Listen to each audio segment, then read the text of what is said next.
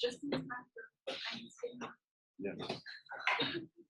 And soon to be holiday break. Yeah.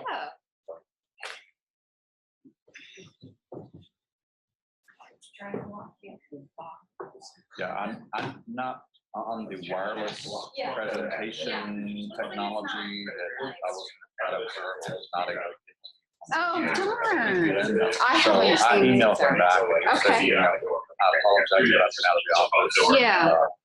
And if you can accommodate me another time, I'll be glad to do it. Yeah. I'd like to know. Yeah. Okay. If not, what exactly does he do? Do you know? I think it's. Oh, would you try to sit like I know. I don't know. I haven't Or maybe seen her do I it. was just going by the last name. Jared, who works for me, Jared Parker, he was saying that she uses all different tools. Have you heard? So she was trying to do the wireless presentation so that she could walk around, not stand up. We're confused why.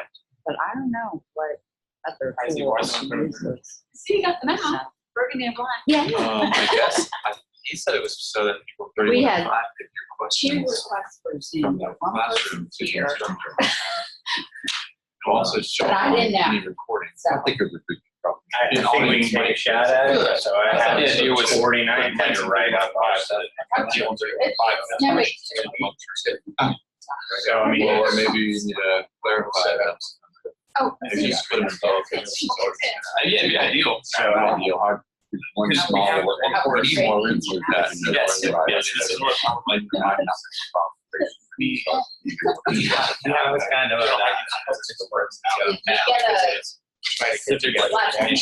well, I saw it was forwarded on. Well, I figured that was a good way to start. That we encourage you. Yeah. Ellen was thinking it's a way to advocate for But everybody else. So, yeah. That's good.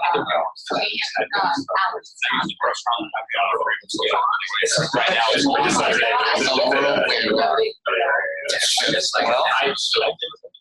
did it last year. Somebody else This plan. for something else. That's like for a bit large expenses. For student use. That's great, but let's should be another.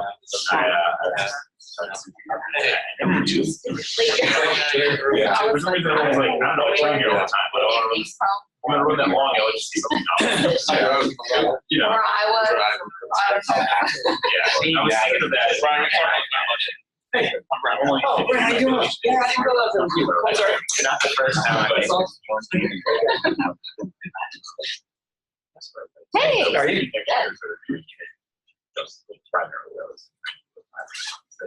I only heard about this way. No training.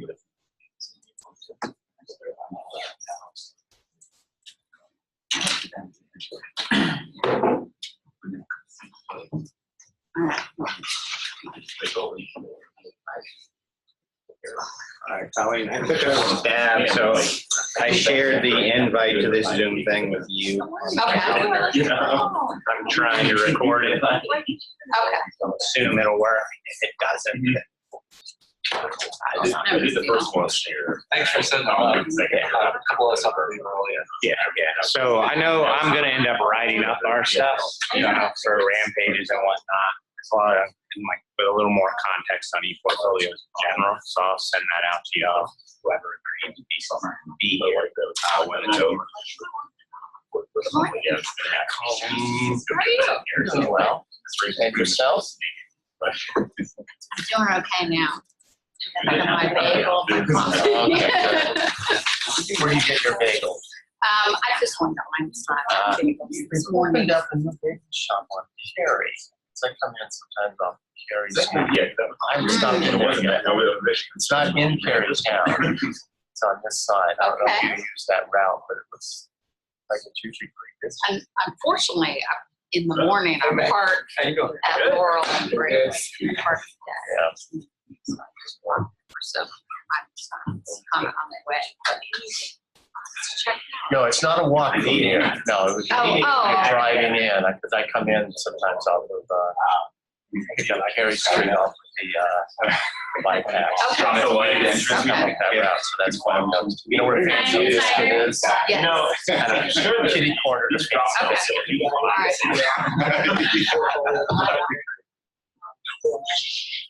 All right.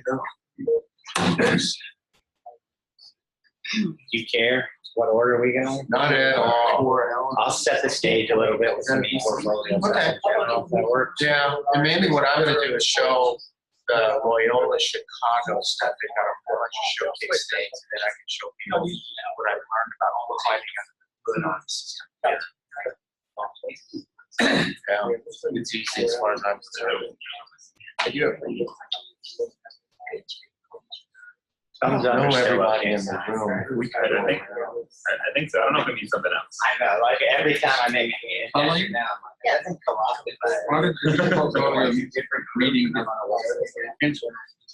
Yes. You can get it back. Yeah, always say, yes. It says, Not your pockets, but like that. from you, this event has been canceled. Oh, gosh. It's not canceled. Yeah, it We're just all came off here. of my calendar too. How did I do that? I didn't even go to my calendar. Google mischief. Mm-mm. Well, do we get rolling? I know we had a lot more people say yes. That's okay. But we'll just figure this is early morning Yeah, nutrition. we can. All right. So just to introduce myself for those who don't know me, I'm Tom Woodward. I'm the Associate Director for Learning and Innovation here in the Hall Lab. I'm going to set the stage a bit with e-portfolios in general. It'll probably be some stuff you've already thought about or know, but at least it kind of gets us in the same general area to begin with. And I'll try and keep things moving pretty quickly. Following me, Scott Oakes. He's going to show you a different system. I'm going to stick to WordPress/RAM pages for our discussion. You know, we may do some more of these later on with Adobe, it sounds like, and some other products. So I guess that's the other big thing we want to say, right? Yeah. Is in no way are we trying to influence you to do anything, saying a decision will be made, or centrally supporting and or requiring anything. This is merely informative, such that you may make choices should you so desire. Apparently, that's a major concern. Is that like, we want to make it very clear from the provost on down, no one is saying you should or should not do e-portfolios, or that you should use a particular product to do e-portfolios should you decide to do. Tom, how did that message get to you? Because I got the same message. It was forwarded from Monica. Okay, So, like, so that's coming from the same source. yes, Yep. yes. I So, got it. It's just good to know yeah, that we're coordinating there. yes. Same person saying like, We each got our And you from hands Alex? slapped. so yeah, no force here, no swaying, none of that stuff. We're good? All right. It's like the Surgeon General's warning. All right. So a little bit about the portfolio, broadly speaking. Right now, I think it's particularly interesting because each portfolio is going to be blending with, I think, a lot of things that are kicking off right now. So micro-credentialing, badging. Some people are kind of integrating with this with the idea of like what's blockchain do with keeping educational records and how do you keep people engaged with the institution long term through things like post-graduation education, professional education, that sort of thing. And if you build a system that's all tied into all this stuff and then is presenting that as a kind of automatically building thing, it kind of keeps you hooked into the institution in a different way and provides some different degrees of certification and the control of that data being put in students' hands in a way that isn't really possible right now with the registrar being the center disperser of data and information. So it's kind of a fun place to think about stuff like that. It's also kind of weird because all that stuff is developing rather rapidly and maybe not Bitcoin, but blockchain and things like that become a way to keep this stuff in the future. Maybe it doesn't, but that's some of the stuff on the possible horizon that may be interesting to y'all. I think one of the things that I see repeatedly in e-portfolios is this competing concepts, right? So we've got, this is what happens when you transfer at the last minute. So we got the idea of an e-portfolio as a group where you're only putting in the best and brightest of the thing, you know, and usually those things will occur towards the end of a program. Or this idea of e-portfolios as a way to document learning progress, right? Which is more like this iterative design piece where you have reflective patterns where people are saying, look at this older piece of work, look at my new work, here's how I grew in terms of competencies and skills, and here's the demonstration of it. These things can blend, certainly, but there's a tendency in traditional patterns of e-portfolios to make them a trophy case. Often a trophy case that is maybe isolated in time, so this was just a paper when I turned it in class A. So there's that kind of idea.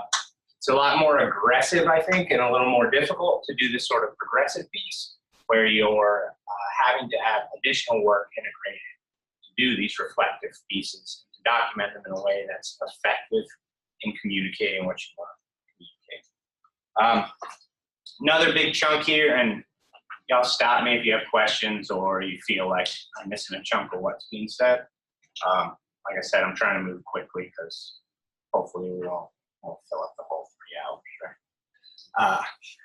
There's internal audiences and external, and by internal I mean a couple different things. Could be internal just to the program, you know, or the faculty member. So that's typically what happens. You're really doing work and focusing that work on the needs of the program rather than, say, external needs like career or outside accreditation bodies or certification, things like that.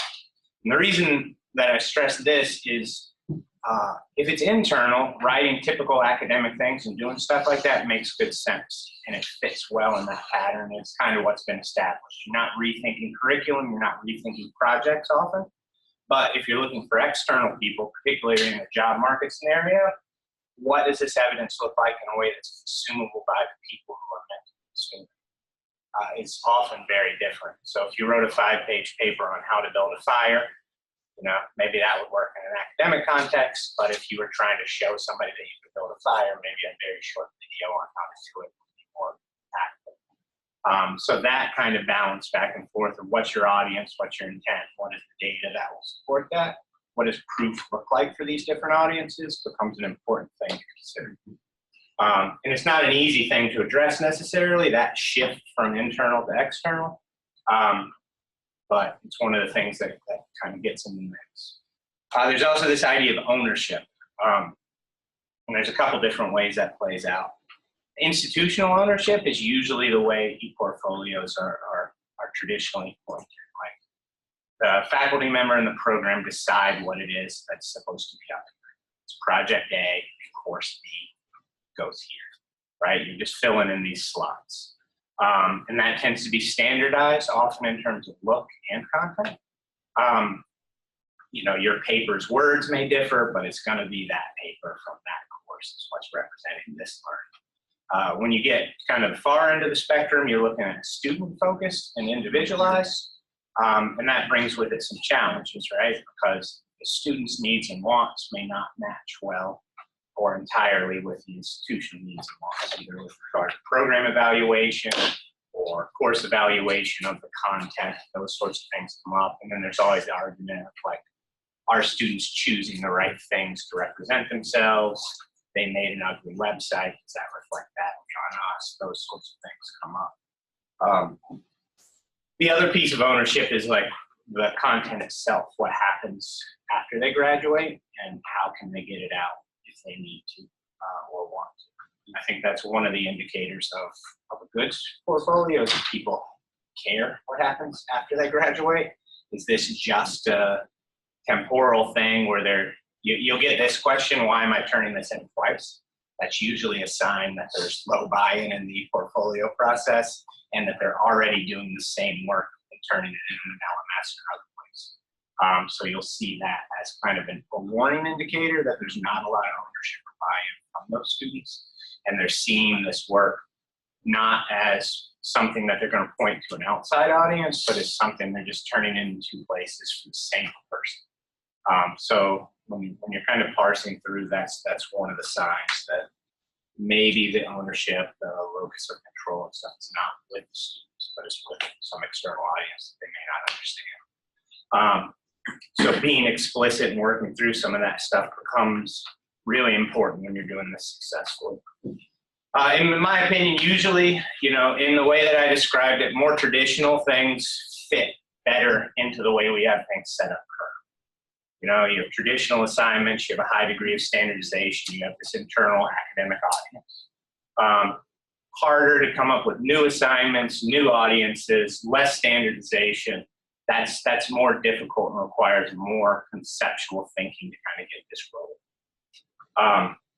Doesn't mean you can't have both, but navigating the two poles is something that requires, some effort and some thought. None of this stuff is like out of the box easy, in my opinion, at least not to do well. Otherwise, you'd be seeing people knocking it out of the park all the time, and you just don't.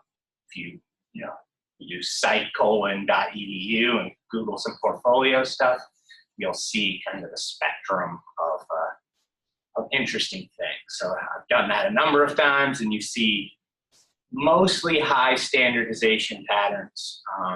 Often you won't get to see the actual work because it's behind some sort of password. So you see that kind of blend. Any questions, concerns, things I missed? Yeah. I don't know if we're going to cover this, but has there been any discussion on kind of having both in terms of, okay, there's a standardization for a course or a program. How do you sort of filter it or outfit it for career paths afterwards and just parse out the parts that are important? Yeah, I'll kind of hit just some things that I think would walk a middle line in some cases, which would allow you a fair degree of fluidity in terms of student choice, as long as you kept certain things consistent. Sure. So I'll try and show at least one or two ways, like I've tried to think through that with our group. But yeah, I think it is a matter of navigation, and there's some fun stuff technically that's possible now. And I'll try and show you what that looks like. So you could write like free as a hippie, but when it came to certain views, you could standardize and you could count, look at stuff. All right, so portfolios on Rampages. For those of you who don't know, Rampages runs on WordPress. So it's WordPress multi-site. There's a couple reasons I say that's important. One, it runs about 30% of the internet right now. It's about 60% market share of learning management systems. So one of the ways I sell this, or try and convince people that it matters, is to say like, all right, when you graduate from here, there's a good chance you'll work at a business or place that uses this as a methodology for writing on the internet, right? And even if you don't, WordPress has been dominant at such scale for so long, it's influenced the authoring patterns of other products. So it's a thing that will transfer. And that's one of the things we're always looking at in education is both transference of skills between courses, but also transference of skills outside of the educational institution. So I think that's one thing that matters with regard to tools. But concepts and authoring patterns will be valid and useful outside, assuming you care about that. Right? There's some groups that say like digital fluency and this kind of multimodal competencies are important and inherent things that we wish to investigate and influence through an e-portfolio system, and there are other people who don't care. I've got no dog in that fight. Whatever it is that you say you want to do, I think it's important to be clear. If you say you want digital fluency and stuff, you're going to have to work that into the curriculum. It doesn't just magically happen by giving the tools. You'll see a couple students who will just take advantage of the environment. But if you want scale change in things like digital fluency, it has to be worked in with intent. You have to look. Other piece that regards to transfer is getting that content out. So right now, Rampages, we don't delete your account when you graduate, because it's not really hurting us at this point. I don't foresee it hurting us in any point in the near future. Maybe someday we'll eventually have to have that conversation. But if we need to export WordPress spits it out in a standards approved format that can be imported to any other WordPress install. And once again, because of dominance, many other systems import WordPress files into them. So even if you want to make the jump from WordPress to another system, you could. WordPress is also free and open source software, so you can run it your own self. You can import this into WordPress.com. You have a variety of different options to keep your data, travel with your data, and keep on rolling. So I think that's important and good, assuming students find value in what they've created. Quick question about the WordPress instance. Is it still that watered down, I guess, version, very limited security vulnerabilities? Well, compared to the- yeah. And to clarify, like the different versions of WordPress at VCU, there's wp.vcu.edu, which is, I think, maybe what you're referring to, which was kind of, it moved towards one theme and like some, so that's not what this is. Okay, good. We have a fairly robust offering of themes and plugins. No, I don't have a count off the top of my head, but I think we have around 60 themes currently and around 100 plugins. So how do those carry over though, if you port this out to, WordPress, if you had built it all on these plugins that we're no longer paying for? Well, the majority of themes and plugins are free on there. There's a couple paid ones like Gravity Forms and a few pieces like that. In most portfolio scenarios, you're not dealing with the paid stuff, and in most cases, our paid plugins I activate myself. So we have like what's available for you to turn on, and then what we can activate for people, like faculty members. Maybe we'll activate some additional pro type of features. But Gravity Forms is the only one that I can think of that's activated by default. And there are a variety of different ways you can follow that path. And if we needed to, like our license with Gravity Forms, we could give somebody the plugin. They just wouldn't have updates subsequently. So we could navigate that. And what would be, perfect world scenario, talking to people about like, what sort of functionality would you like student portfolios to have? Okay.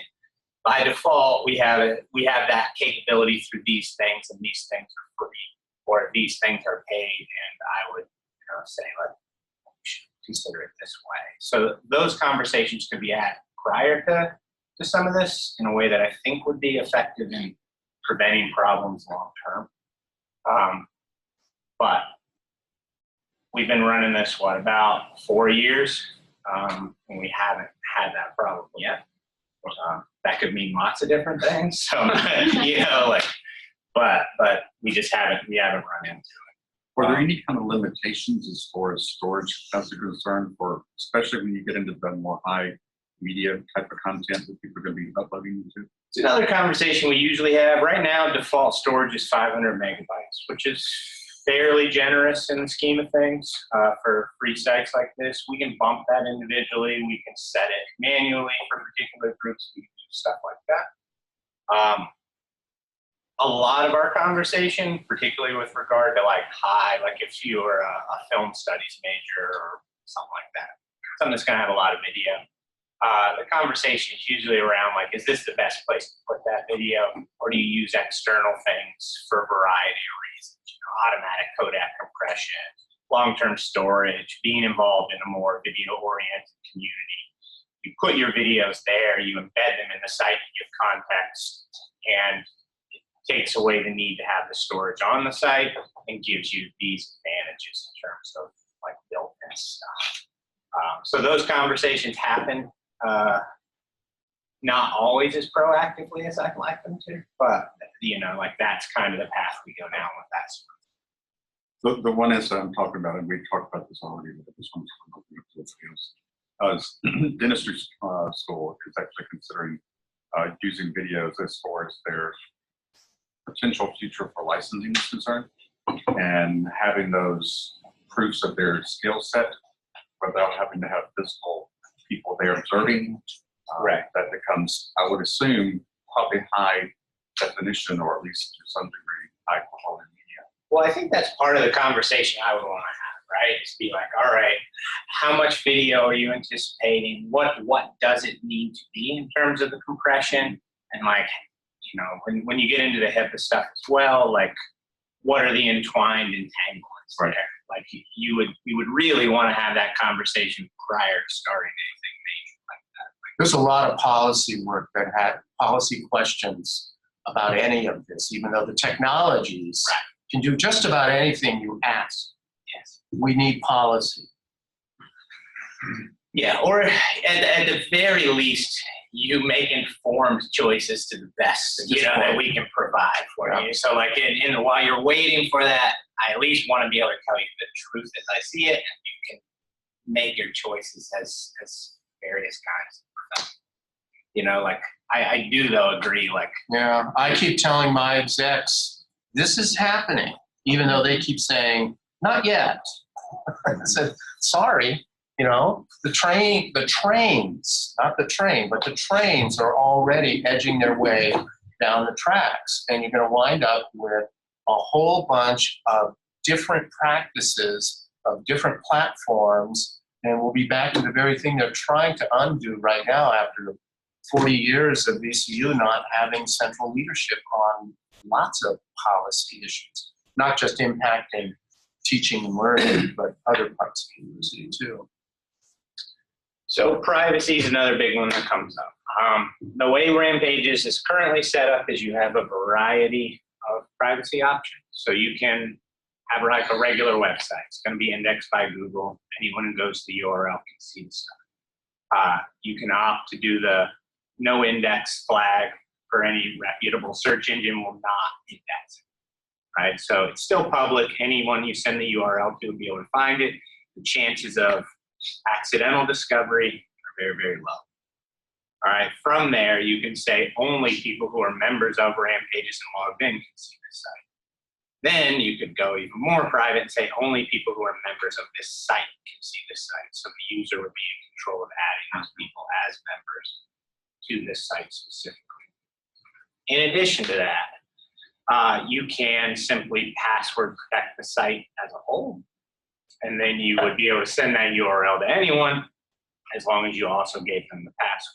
So those are macro level. There's also micro level abilities to set permissions on individual posts or pages by passwords. Those passwords could be the same or different. So you could give someone a password to post 1, but not to post 2. And if you password or protect both of them, they'd only be able to see the 1. So that gets a little complex, but it's pretty much like any pattern of complexity you would like in terms of your privacy you can have. Another piece here, which is both a plus and a minus, is Rampage is not tied into the single sign-on system. It does require a VCU email address. There's a couple reasons for that. The main one being privacy. So students can, when they sign up, assume a pseudonymous name. I could be like Pink Fuzzy Unicorn, right? And that's what people see until I decide differently. So if I decide like down the line, I don't want to take ownership publicly of any of these ideas, I remain Pink Fuzzy Unicorn for all time. Should I make a choice at some point and say like, I do want to own this stuff and I want it to be publicly available, I want it to be Tom Woodward, I can make that change in my user profile with the display name, and bam, Tom Woodward is the evolved form of Pink Fuzzy Unicorn. And we have some very interesting usernames as people have signed up. So that's been kind of fun in certain ways. All right. Were you really ever? Pink Fuzzy Unicorn? I don't think so. I think currently on Rampages I'm Zool. Okay. Which I believe is the female monster doll Demon thing from Ghostbusters. I know, And That's Sigourney Weaver. yes. That was a result of my name getting associated with too many sites, and I couldn't think of a name when I was in the middle of a presentation like this, and I just Drives with drool. yes, Are you looking for the Keymaster? yes, always. Keymaster's gonna have the correct stuff from on high. We'll have all this stats. It'll be beautiful. All right. So I'm going to kind of walk you through a quick spectrum of examples of stuff that's built in Rampages. And I'm going to start with the idea of highly structured fill in the blank things. And I can dive into some of these if in the end we want to, but I'll just kind of give you a quick glance to begin with. 40 years ago, VCU Globe had a highly structured one under particular leadership. So when they got it, it was the same theme, same plugins were activated, these pages were already in existence. and they had default text in them that people just filled in. So when they got it, it was like a package thing, and they just walked them through. Like, you'll go to the page that's titled Cultural Immersion, you'll edit it and add your cultural immersion statements. So that's their structure. So that is a thing that Rampages can do. It's you build a template, and when we give it out to the people designated, they get the exact same thing. And that's just like, that's a possibility. People struggle with that in different ways, but it's certainly doable. Then you got a little bit less standardization here. This is a School of Ed example, 2 different sites. You notice visually these things can be pretty much anything you want. These are students choosing at least a template, but pretty much this is organized by pages. So both these sites have the same pages, those same titles. Not terrifyingly exciting. The page structure is one that is often taken on by people building e-portfolios in WordPress because it feels familiar to them. WordPress, one of the differences and the thing that starts to make it useful in different ways to me is that you can have posts that you can put in categories, which is how we start to get towards less standardization in form, but standardization in terms of like the data attributes. So if I made a post called cultural immersion, I check that category, and I have the ability to aggregate those in different ways, disaggregate them. So that becomes a little more fluid, a little more interesting. And these are just, a couple different examples. So we got another teaching portfolio, got some physical therapy stuff, and really the point being, like, students have a lot of flexibility in terms of what these might look like, and they choose to express that in different ways. That can be good. They can also make things that are really ugly, and that's kind of like, I've built many a website for people that when I release it to them, they slowly make it uglier. And it makes me very sad. It's like selling your house to somebody that you worked on really hard, and first thing they do is paint shutters or something. But you have to let it go, because it's their thing, and you let them do what they want. If aesthetics and design is something that's important in your program and you want to control it, then you have certain choices to make. One could be standardizing, another could be talking people through how this stuff works and how an outside person might view, crazy stuff flashing everywhere and really jarring colors. That might be awesome for certain disciplines. Might be really bad, say, for physical therapy. I don't know. I kind of want my physical therapist to be a little more calm, structured. What was the picture before this one? That one? Is that that's homepage? Yeah. Okay. Yeah. Cover on a report. Yeah, she's got a number of pictures like that. I believe she's in the art school, so Okay. she's got a number of, I assume that's her, because it's the same person in multiple representations.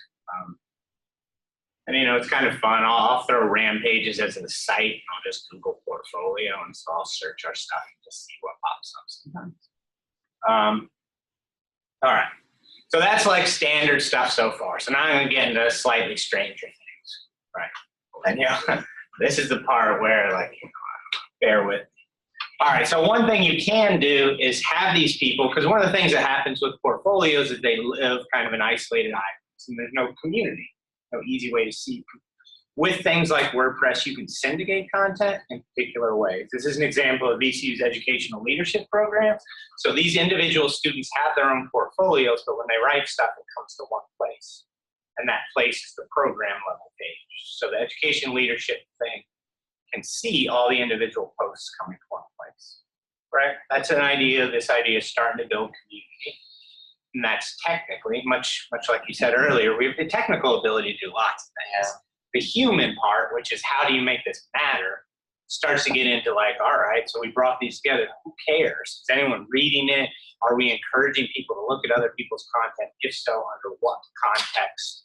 And communities don't generate themselves. It requires effort and energy. So just because we build a field in the middle of the corn, magical baseball ghosts do not appear here. You got to do some more. I don't know. There needs to be a voodoo ceremony, and you need to kind of keep baiting these ghosts in. So that's one thing. It also becomes interesting when you look at the interrelationship between course sites, possibly, program sites.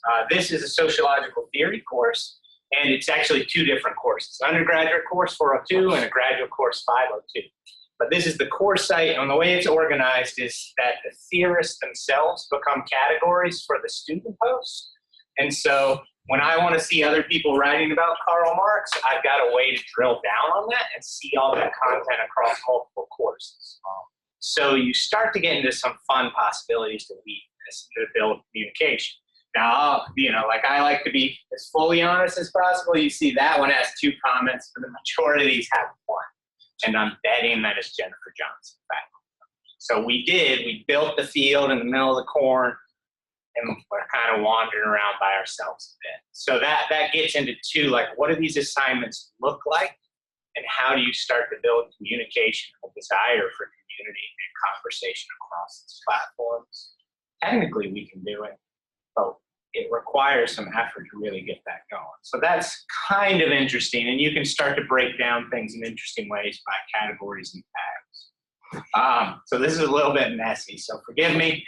But if we had a whole bunch of student things here, right, and we had any sort of consistency in categories, which we can propagate, so they can choose what it looks like, but they'll have standardized categories. They can add more than exists, but we'd be giving them certain categories. That stuff can go up. Right. It can go up to a course site, and then you can decide what goes up to the program site. So what it lets you do is like a tiered series of aggregation and curation. So you can kind of like get the best of the best to the top, and it starts to advertise and make concrete your program in a way that would be really hard to do otherwise. And it's one of the things like that I think becomes fascinating, because it's like, all right, is our student work like amazing? Would we want to show it to people? And like very soon you have some very honest conversations about how this stuff is coming up, because you're seeing the product of the instruction in a way that's very hard to do otherwise. So that's pretty cool, pretty fascinating, at least to me. And we've built systems like this before. Like we built a demo model for sociology, and we haven't gotten enough energy to like complete the loop, because we built that a long time ago. So we can build this technically once again, but the energy and kind of focus on it is something that is just, it's high. It requires a lot of thought, a lot of work with lots of different people, a lot of conversation. Would this be for the assessment piece? Because the way that we handle this in the arts, when I know in visual arts and design, there's a visual component to it, where it's very easy in a low tech sort of way to just say, let me see all your work. It goes up into a shared drive folder, and then you can choose the ones that you want to champion on your site. But would this be more for like programmatic oversight and assessment for courses to ensure that people are hitting certain benchmarks? It could be. Like there's certainly ways you could do that, right? Because you could aggregate content by course. Like, so if you want to see Soc 101, that's taught by all these different people, but you want to see that content together. And you say you wanted a random selection of that. So you could do that. And you could say, like, are we seeing radical differences in quality of student work across these instructors? You could do stuff like that. You could also just say, hey, we're going to ask our Soc 101 people to kind of flag the things they think are awesome, and that will bump it up to our level, and we can start kind of cherry picking great examples. By showing these examples, both in those courses and on high, we can start to have different conversations about what good is, right? So there's lots of different ways you could use this information at a programmatic or individual level, and you as a Soc 101 teacher could look across and be like, that lady's stuff is amazing. How are her students doing this? Like, what even was that assignment, perhaps? You know, so there could be, with intent, a lot of ways to see into classrooms that people may or may not be comfortable. That's kind of the other thing, is navigating the social stuff here with humans. Just out of curiosity then, because of what you just mentioned, can you actually make this based on the rating of the submission, sort of float up to where it ends up going into more program. Yeah. Have the stars, shall we say? Yes. Highlighted. So at each level, you can add or remove stuff, and then it's replicated up in whatever way you design. So like that's kind of fun and interesting. And you could add additional things like stars or topics that they didn't know to put on there, and then it goes to different places on sites based on the structure of that metadata. The metadata sounds fancy, isn't it? It's like you check that box or write the word in the tags, and that's all. But that stuff becomes structured and therefore accessible and aggregatable or disaggregatable. So I can bring together big chunks of things by multiple things, or I can separate them apart by whatever stuff I want. So that's kind of fun. Like I said, very possible physically, you know, and this is like an example. These were Sochi 601 things tagged coming together, and then we could build different things that represent faculty or individual students. This was part of the demo for Tressy's site. You know, and she decided, like we essentially set it up so the faculty could do a bio, they could decide what thing came here, and then we aggregated their site from the Rampage's content here. So building those spaces for things, student or faculty, can become kind of interesting and you kind of go whichever way you want. All right. So now finally, I think to Mike's question about like, how do you standardize the non-standardized?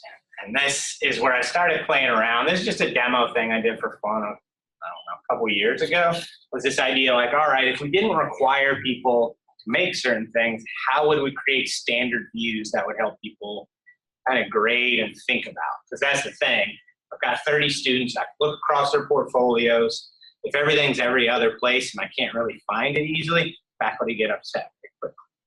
So it was like, all right, can we create standardized interfaces for non-standardized things? So WordPress has a JSON API now, so we can get the data out, and then we can build all sorts of views for it. And this was one view I just built for fun around the idea of like, all right, this is just a URL that you can append WordPress URLs to, and it generates this interface look for any blog that you stuck in the URL.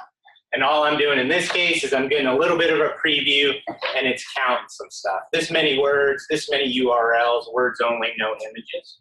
So it was just like, what can I count off the bat that would get towards this idea of either multimodal composition or digital fluency, and maybe those were some things to count. You could also look at this through like textual analysis, so you could do like, you know, are they using increasive numbers of action verbs when they're part of the community engagement process? Like, what do you want to look at? Like, if the data is there, we can build interfaces that count and think about those things, and then display them in ways that are standardized. And that's just graphing the stuff. And if you clicked on these, it would take you on through to the actual site itself. But it's just one way to kind of conceptualize that stuff. Another kind of one that maybe this one's worth looking at too, is I just took timeline.js and it breaks it down. It takes the oldest post, and then you can work through forward, you know, and it kind of gives you an idea of when posts happened and blah, blah, blah. It's just an interactive timeline thing that we used as a view. Is this a great view for somebody? I don't know. We're just messing around. But that's the idea. If we have standardized data, which WordPress produces, you can create standardized ways to look at it, even if what you see on the actual site is not standardized. And that, to me, opens up fascinating ways to look at it, as well as tools for students to be reflective on their own content. What would we like them to think about when they look back on this stuff? And then how can we build tools that facilitate that kind of thinking in the data visualization and interactions and, you know, metacognitive stuff, which is kind of fun, you know, if you're into that. And then I'll show you one, I think I have it in here. Show you. And this is on the far end of, let's see what my memory is. Nope, not good.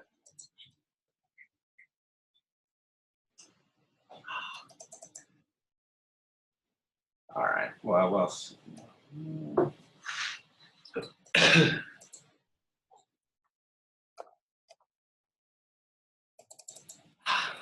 I had a mess. What happens when I'm not on my own computer with autocomplete? This is kind of fun on the far end of the spectrum. It's like, all right, what if we let them write stuff wherever they wanted? And then what would we be able to do? What I've got here is a plugin that just does this trick. So if I put in a URL for any site, just in this little box, it's going to go there, take a screenshot, and if it's a WordPress site, it's going to do a bunch more stuff. And if we had, like, we know it's going to be on WordPress or this or that, if we had a found set, we could do lots of stuff more. But what it'll do automatically is go there, it's going to grab the title, it's going to get the description, it's going to say when did you last update it, it's going to do all this stuff. And then it just builds automatically a little page. So this is a screenshot of the Photography is Magic site. Here are the 4 most recent posts. Here are the pages. So it does all that for WordPress. If it's not WordPress, it's still able to do something like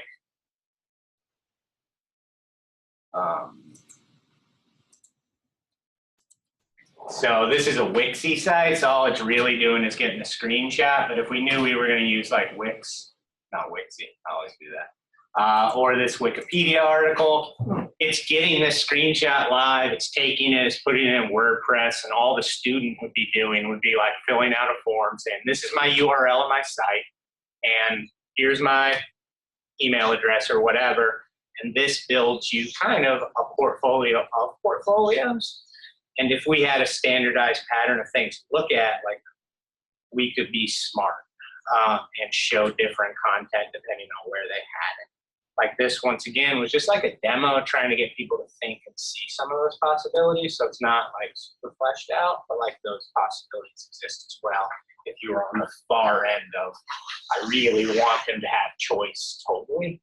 Because one of the popular things right now is this idea of students having a domain of their own. You see that at a number of institutions now. It's giving students like a cPanel and saying, like, you can build this portfolio and tools in any way you want, and we're going to make this part of the curricular exploration. And they're doing that. I don't know how many schools now, but it's upwards of 20. It's been pretty interesting. It kicked off, oddly enough, kind of at Mary Washington. It's expanded pretty well from there. So that's kind of the super far end of the spectrum in terms of capabilities and possibilities. Not too much? Questions? All right. I think a comment. We've looked at Rampages for a solution. I see a lot a use case for it with our researchers or faculty setting up personal web pages. Those that don't want to use Dreamweaver, because there's a people web server, right? You have to know HTML and FTP. So a lot of faculty say, can I make a personal website, easily update it, have lab members do it? But what I've consistently heard on the technology services side is, don't use Rampages. Rampages is going away. So I think there needs to be assurances if we wanted to invest in this, that it wouldn't be something that went away. But I know if that's a rumor, that needs to be quashed at the TS side. But I can see value in having something like this that's more open and flexible, but that's the response I've heard. They said, don't use that as a solution to your problem. Yeah. The WP is going away. Right. Technology services WordPress entity is going away. Correct. But What's that mean? Yeah, help me out. What is it going to? What's that mean? T4, so anything that's on the WP, this is what I was told specifically from Jimmy Bob, because we were trying to put some stuff up for the staff on and he said that within the year that will be gone. So anybody that has anything on that, I guess they'll be notifying people, but it'll be transitioning to T4. They're also, they're keeping blogs. Or blogs that VCU. So they want to get rid of the server that WP is on. But the same issues with WP, I've also heard that's a reason that they're looking at Rampages as well as a potential. To my knowledge, every time I've pursued it, I care, like, you know, so like, we've got nothing about it going away. It isn't funded through technology services, nor is it run on any of their stuff. So, like, I mean, that's I guess all I can say about that. I don't know why anyone would say that in this scenario. Well, good. So, I mean, yeah, and we do have, like, School of Engineering came up with a WordPress theme with some of their people, and we do engineering lab and faculty portfolios with that theme. You know, so I mean, there are some people pursuing that. We have, you know, the conversation I usually have around, like, is it going away? Is like, right now it's the thing that Focus Inquiry uses. So we have roughly 6,000 or 7,000 new users every year just through that program for their multimodal portfolio stuff. And if we're not going to have it, it would require a rather intensive conversation with that whole group of people and changing the curriculum. So, like, you know, like, we can't just, like, turn it off and, like, make that go away. Like, there's a huge amount of stuff that would have to be navigated to turn it off. This points back to policy. There's a whole bunch of upstairs decisions that are waiting to be made, and I don't know how engaged, where it is on their priority list right now. Yeah, Tom, and that was kind of my question, because when we were building a new website, School of Pharmacy, we were told we couldn't use that WP admin or whatever anymore, so I have no editing rights. We had to get into the blogs.vcu space for our post, and we don't really like it. We pointed out that it's very rigid, there's no flexibility, there's no plugins. And they Can't be told- used for personal websites either. Yeah, it can't be used for personal websites. They told us to reach out to, like, ICA because they got approval to use their own instance. I guess it's got the WP engine or something they're paying for. That's hosted very outside of VCU. And we're like, that doesn't make sense. So, yeah, we're struggling with that too. We were told specifically, like, don't use it anymore. It's going away.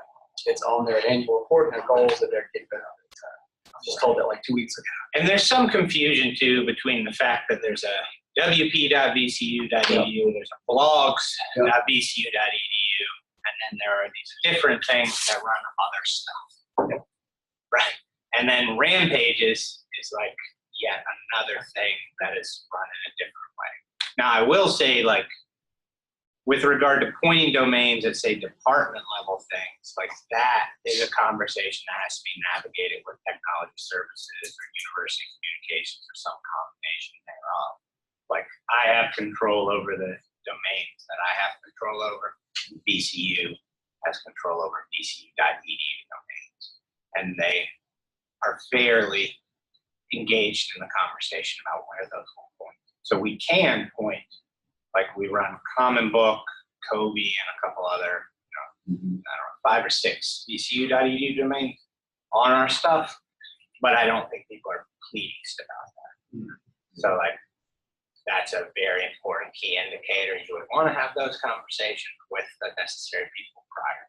And I am in no way encouraging you to do that. Okay.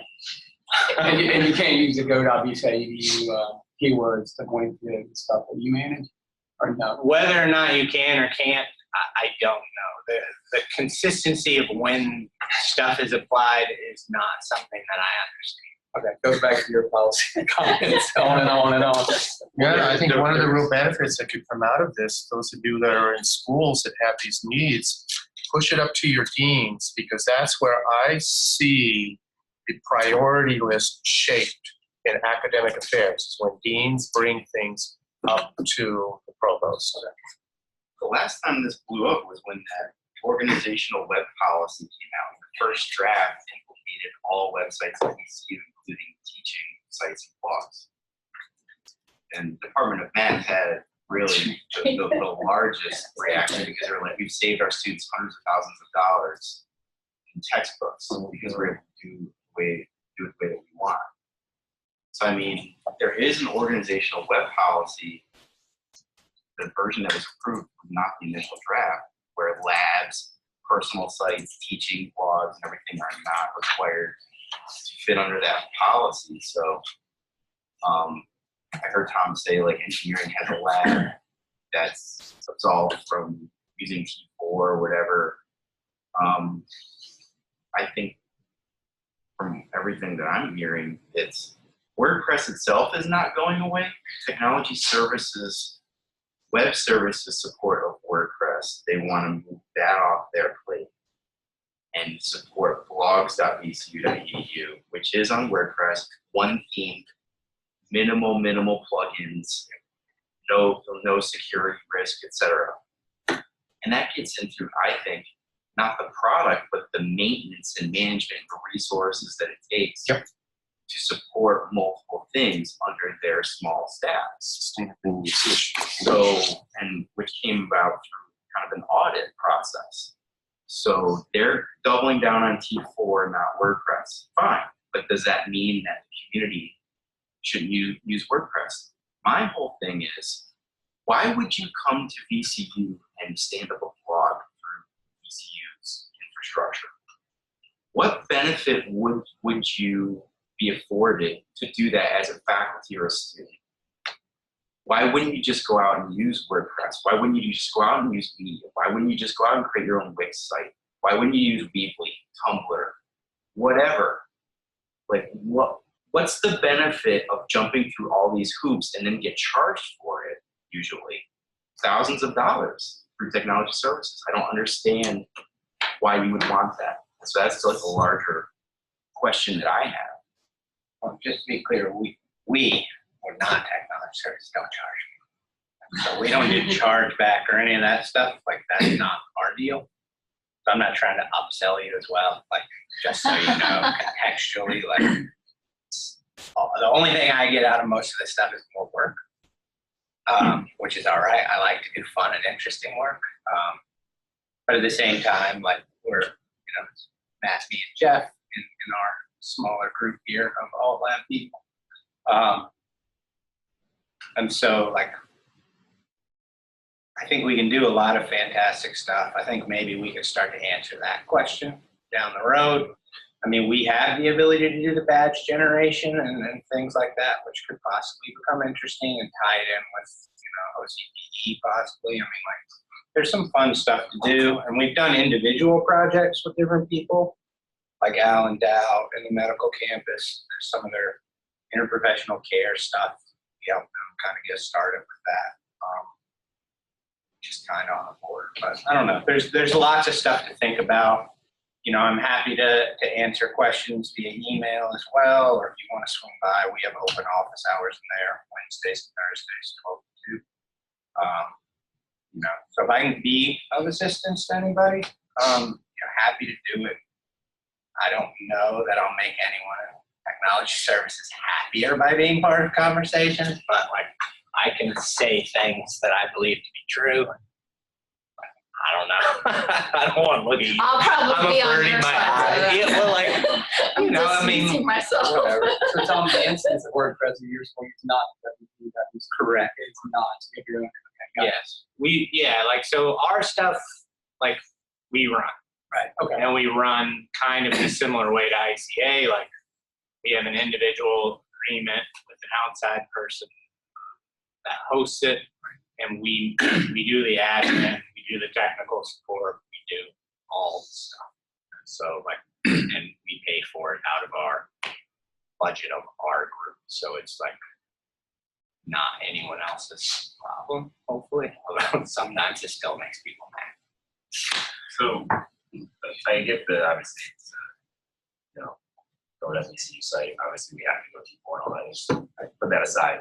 If it was a student portfolio, really demonstrated student works, go the Rampage's route, what conversations have they had about HIPAA and kind of that's our initial lockdown of anybody wearing a white coat, that they can't share stuff. Even if we tell our students, don't do all this, sometimes these policies say, we don't care that you said that. Have you read any instances or just some, has that conversation come up?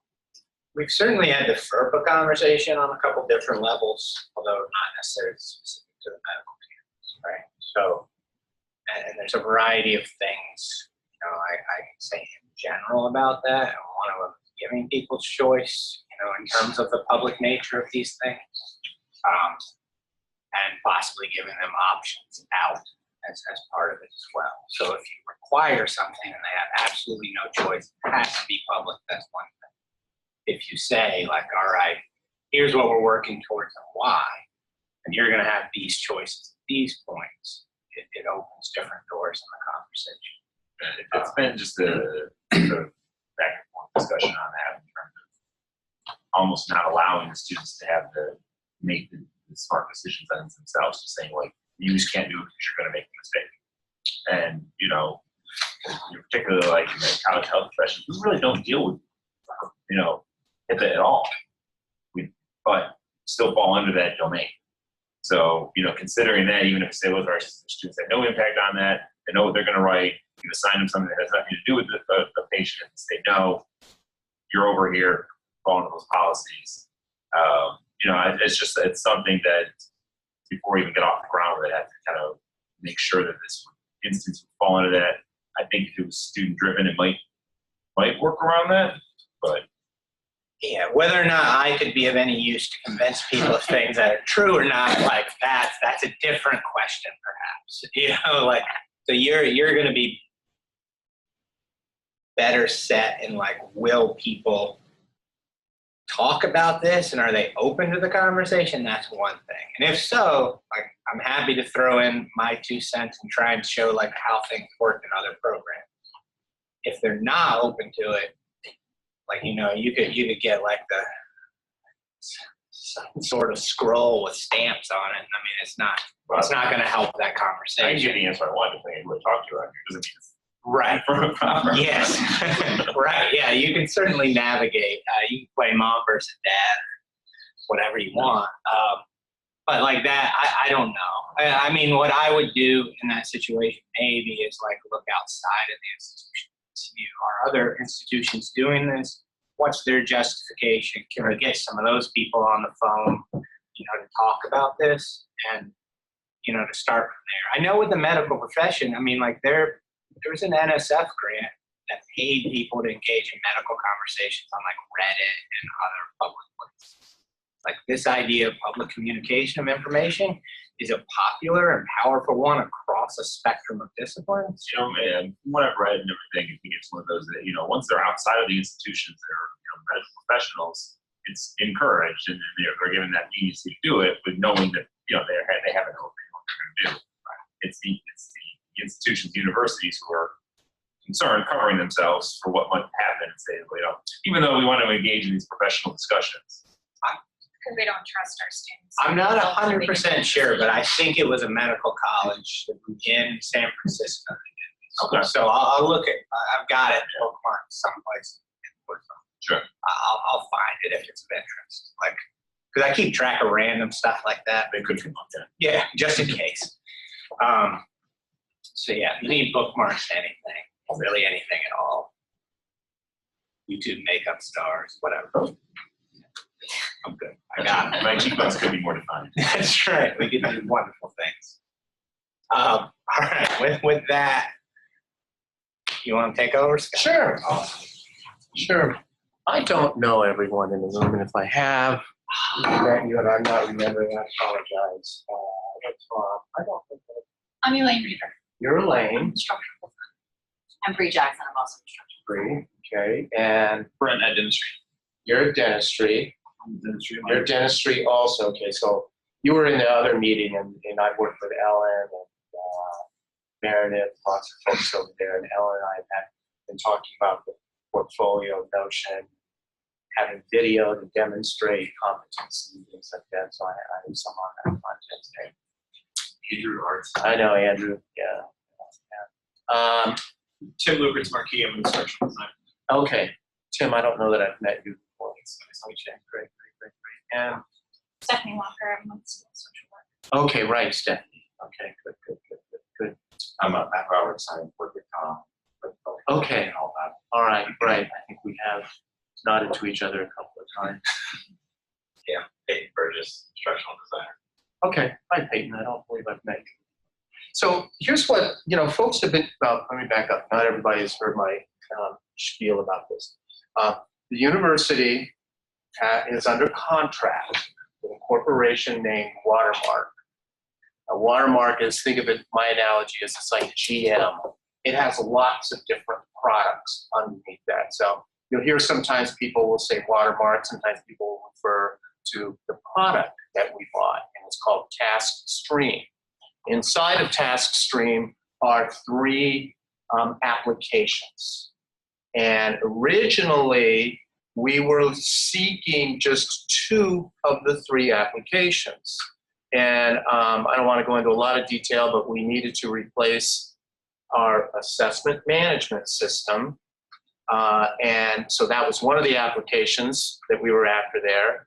The other thing we needed, that we decided to add, was a platform really that will support assessment in general education. I'm not going to say anything else about that.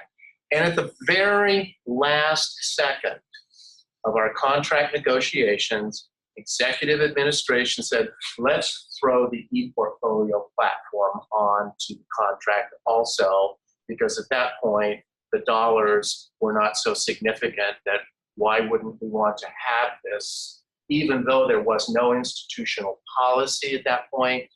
Anticipating all the kinds of things I'm hearing people talking about, I was not the lead person on that. When I say that, I feel like I'm trying to, excuse myself from any responsibility for what comes out of my mouth. So I think what I am saying is why probably a lot of the responses I'll have to some of your questions is, I don't know, because we haven't had these conversations yet where I'm involved in these conversations, just as you heard me say before. I keep nudging the executives that I see saying, these things are happening. It's not a train leaving. There are several trains that are on the tracks and they're moving. And I think the strategy is that as you work your channels up to your executives, whether it's Alex or whether it's the provost through your deans. Now, we have faculty affairs, and faculty affairs, we have, leadership there will be overseeing, rebuilding CTE or CTLE, what implications are there. So, we need infrastructure, we need policy for a lot of these things. So that said, what I want to show you is Loyola Chicago's website for this, and because I'm not fluent enough in the ePortfolio tool. My primary responsibility has been get this new assessment management system to replace the old one and things like that, and I'm behind on that schedule. So I'm a bit clumsy with it. I can do rudimentary things, and I'll show you that so you get a sense of what's it like if you were building one of these interfaces for your students or for faculty in the program. I can show you the rudiments of that. But I think that what will be most interesting to you and useful is to look at what Loyola Chicago has done, and it will illustrate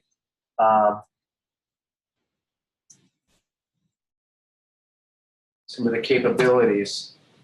Here it is. So how are we doing there? All right. So we are now at live. And one of the things that impresses me about this, before you even start to interact with the portfolios, this thing here. There we go. Is look at all the infrastructure work that they've done already to have this kind of an institutional site for their learning portfolio. Their learning portfolio program. So what we are seeing here, sorry, I'm having trouble seeing the mouse. Okay. What I want to show you is we're going to go into the gallery in a moment, and I'll show you some student portfolios. But before we do that, sorry for my clumsiness here with this. They use the portfolio for 4 different institutional platforms or initiatives. And now I can't find the link I want here. I'm not used to this formatting. There we go. What this office supports is the use of these platforms, this platform for course level portfolios. And that would be if Andrew wanted to use this platform to support his course. And so what this office winds up doing then is that Andrew would come to this office, much I think like the service you provide now, Tom. You know, faculty will come to you, whether it's just me or whether it's, you know, a program project I want to do in my course. The integrative portfolios, now that I want to show you a couple of student products there and how they've set that up, because the Loyola students do have, as part of being a Loyola graduate, a portfolio they have to put together to look back on their baccalaureate experience and do some integrative work with it. It is also used, the platform can be used for assessment purposes. And that, the assessment purposes are not, even though students will interact with the interface, it's not a student-driven portfolio. And I'll show you what that looks like. That would be where dentistry would come in and say, we know we need these artifacts from these courses because these artifacts are going to be presented as evidence to our accreditor that our program is preparing students to do irreversible procedures on people's mouths. I was told that by the Associate Dean of Dentistry. That's what we do, irreversible procedures on people's mouths. I got a big toothache when I heard her say that. Yeah. And then they use this also for the showcase portfolio. And then that's the portfolio that is really going to travel outside of Loyola. And the technology here can do just about everything that I'm hearing you ask about. I am not super fluent on how to technically show you the way it works at this point. And that's a sustainability, a capacity issue, you know, that I see that I'm telling my bosses about this. It's a tool that will do a lot of things, but we have to think about what kind of capacity we have to build to support sending this, making this available to students and the faculty with this. So, so in my view, this points to the kinds of institutional level planning that I'm urging to happen, even though I know there's a lot of ground level stuff already happening out there. Let me, what I want to show you is find the student showcase. Hang on here as I fumble around.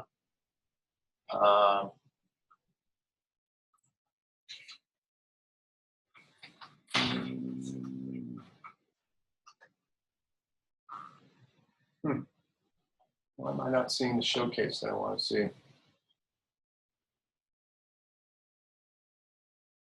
Oh, here it is. Here's the portfolio gallery. Let me show you, this is what the integrated portfolios can look like. Let me pick up this one here. It's a good one. So here we're looking at Sydney Peck's portfolio. And what I'll show you in a little bit is how the template, because that's in a lot of what Tom was alluding to, you know, what they have built into this is a whole bunch of ways in which you go in and build the template for this. The template can be highly standardized and fixed so that students basically have to provide their texts or their media at certain points in the template, or the template can be very flexible so the students can really kind of move the elements around. So they've really, when Tom had that slide up from kind of things are really fixed and standardized to let the students, you know, go in and really design things, they have built that into the place where you go in and put the template together that you're going to push out to the students that you can enroll into this portfolio site. So this is what Sydney has here. And here's what I wanted to show you. You were asking questions about uploading media. So here's some media. Looks like they're using YouTube for this.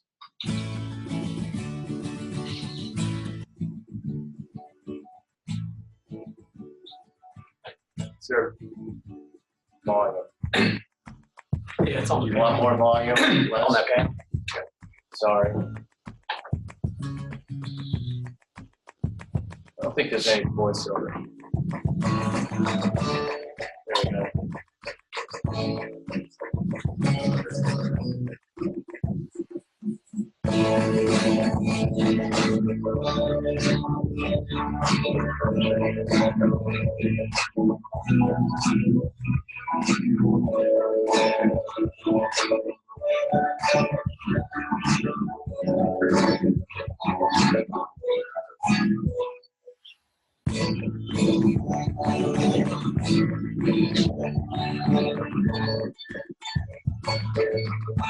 You know, Loyola has a Catholic mission. So as I was going through the student portfolios, I could see how conceptually and intellectually that was very present in the design of some of the portfolios, but certainly in terms of the kind of work that the students were doing, reflecting on their growth and their service.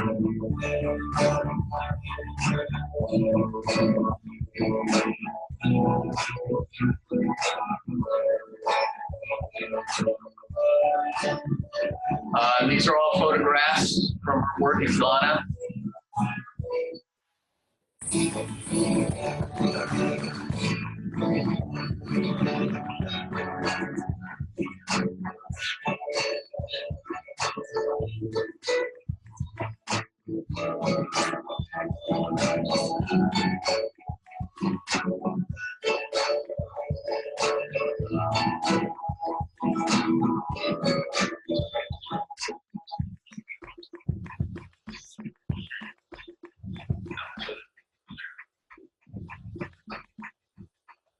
I have no idea.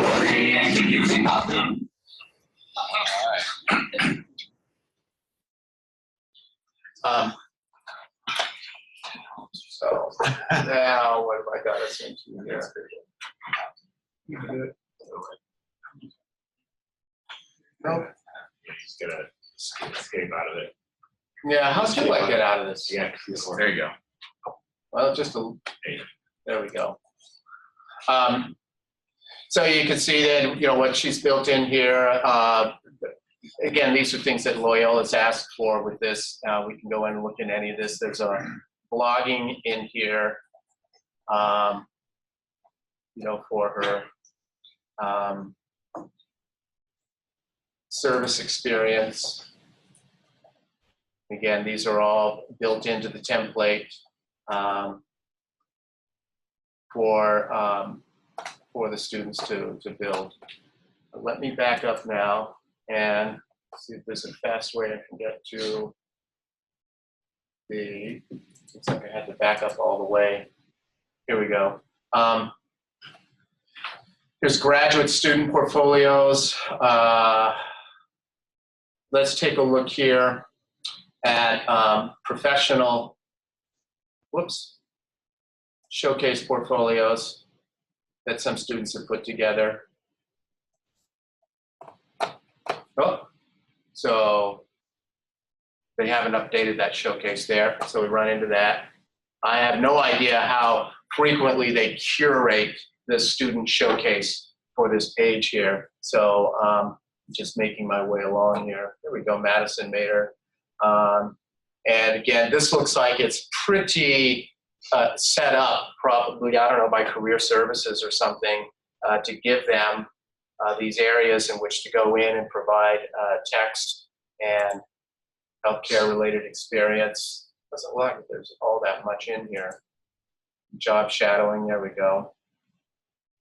So pretty standard, pretty basic. I think that this is one of the things that Loyola, when I was talking to the person who runs the shop that supports this, is that what was attractive to them was the tools behind the scenes that make the building of these templates accessible to faculty with a little bit of preparation and to students with a little bit of preparation. What you give up with that is, you know, what Tom was showing are a lot of creative opportunities for certain things. The assessment portfolios, I can't show you here because the assessment portfolios are bound to courses or program information. So those are not the kinds of things that are meant to be showcased. Those are going to be used internally for that asking and answering of questions about how well is the program doing based upon looking at student work products. But I can show you what that would look like in terms of setting it up. I want to show you a tutorial that I found yesterday, if I can find it again. Let's see here.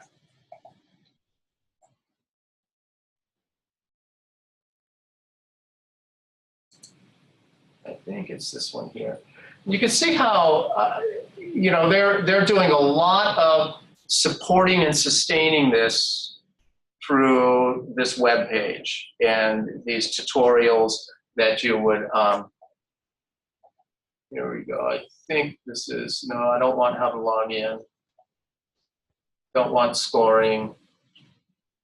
I'm going to show you this here. I don't think there's any sound with this, but this is what they prepared for students to go to give them an orientation. They call task stream language for this is direct response folio. And what that means is that the faculty have built the template for that portfolio, and in that template, they are directing the responses for students. You need to upload your research paper, for example.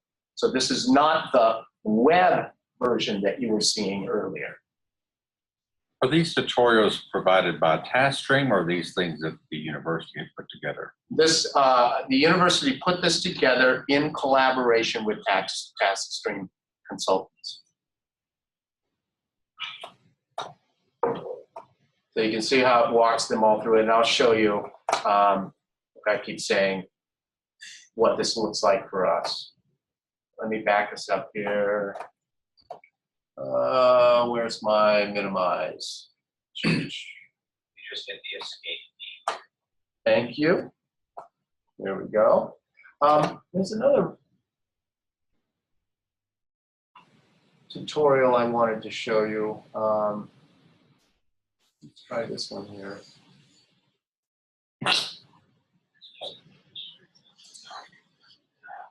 No, it's not going to let us look at that one.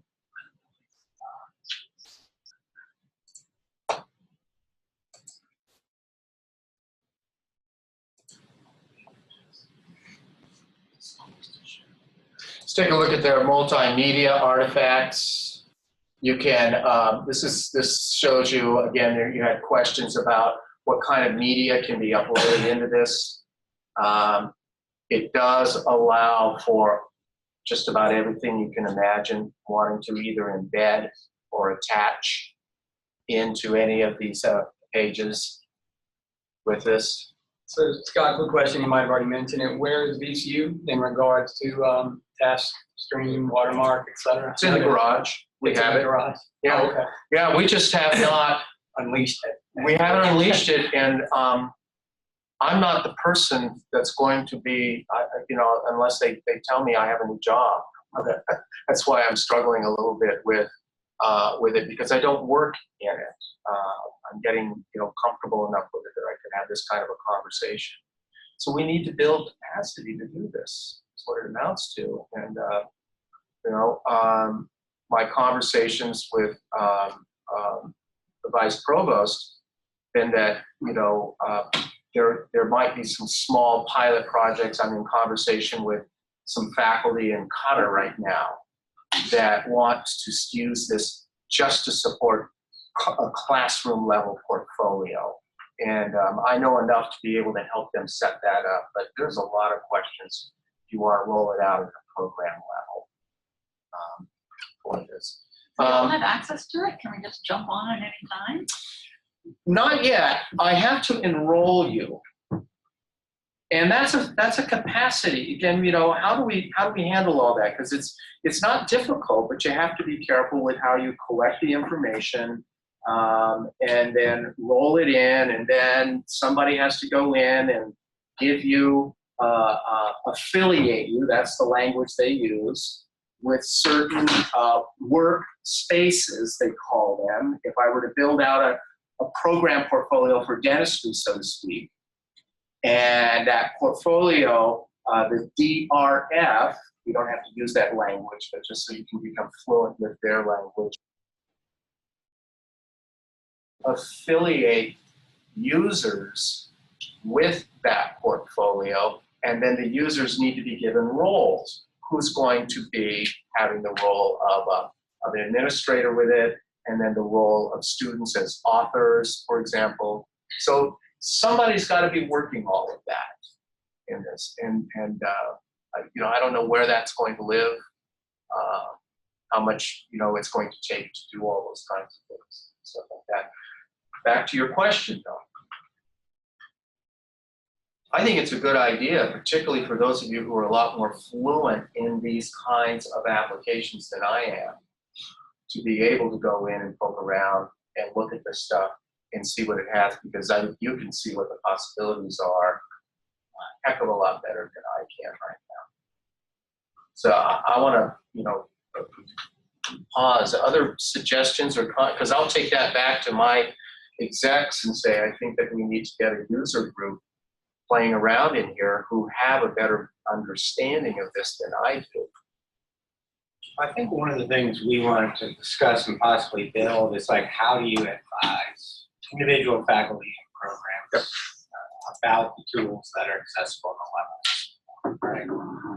So like, what does that look like? And you already see here, like even when you build out something good, keeping it fresh and functional requires a jump, right? Bingo. Stuff decays rapidly. This is not a plug and play. Yeah. Here's the tutorial I wanted to show you. And this is Thank you for joining us for today's webinar. My name is Jamie McLean, and I'm happy to welcome everyone on behalf of TaskStream TK20 and Loyola University. Before we get started, I'd like to point out the chat feature on the left side of your screen. Please use that throughout today's event to send us your questions or technical issues. Let me scoot There this will be an down a bit. And where they get into talking about going over time and how much they're developing and getting the ability to get feedback or among us to allow for. We are comprised of educators, Here we go. musicians, foodies, and more. The approach that we take at TaskStream. All right, a little bit of context on Watermark here. Then they'll get We into offer the flexible portfolio suite of platform. products that can address a variety of assessment needs and adapt with you as you and your organization shift your practices over time. Whether you are looking to organize and get a handle on documentation and process status across your institution, attempting to begin or simplify how you run assessment studies, or hoping to engage students more deeply in their learning outcomes over time. Loyola University is currently using our Aqua and LAT products. We have all three.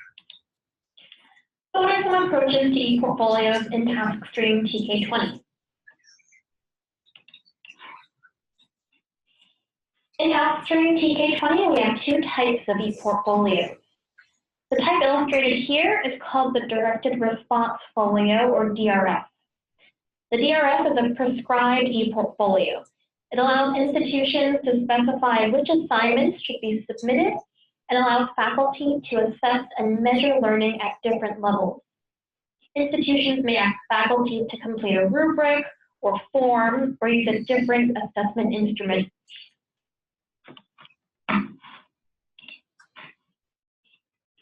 The second type of e-portfolio is the student-created e-portfolio. Which is what I was This is showing you more of an before. open-ended model that allows for flexibility and creativity. Students have complete control over the type of content they showcase in this portfolio. They can customize their portfolio using different themes and colors and really make it their own.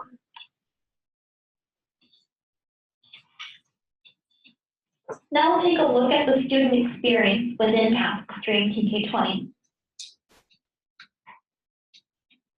Here we have some examples of student-created e-portfolios.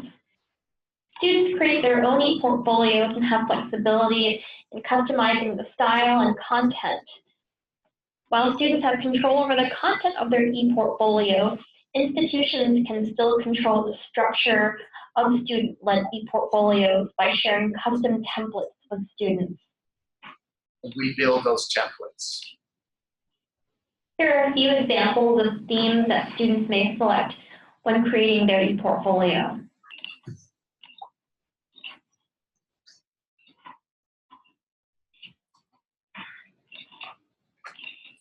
Directed response portfolios allow organizations to specify which types of artifacts students must submit for a specific assignment, or give students the opportunity to submit work they believe best demonstrates their achievement of an aligned outcome.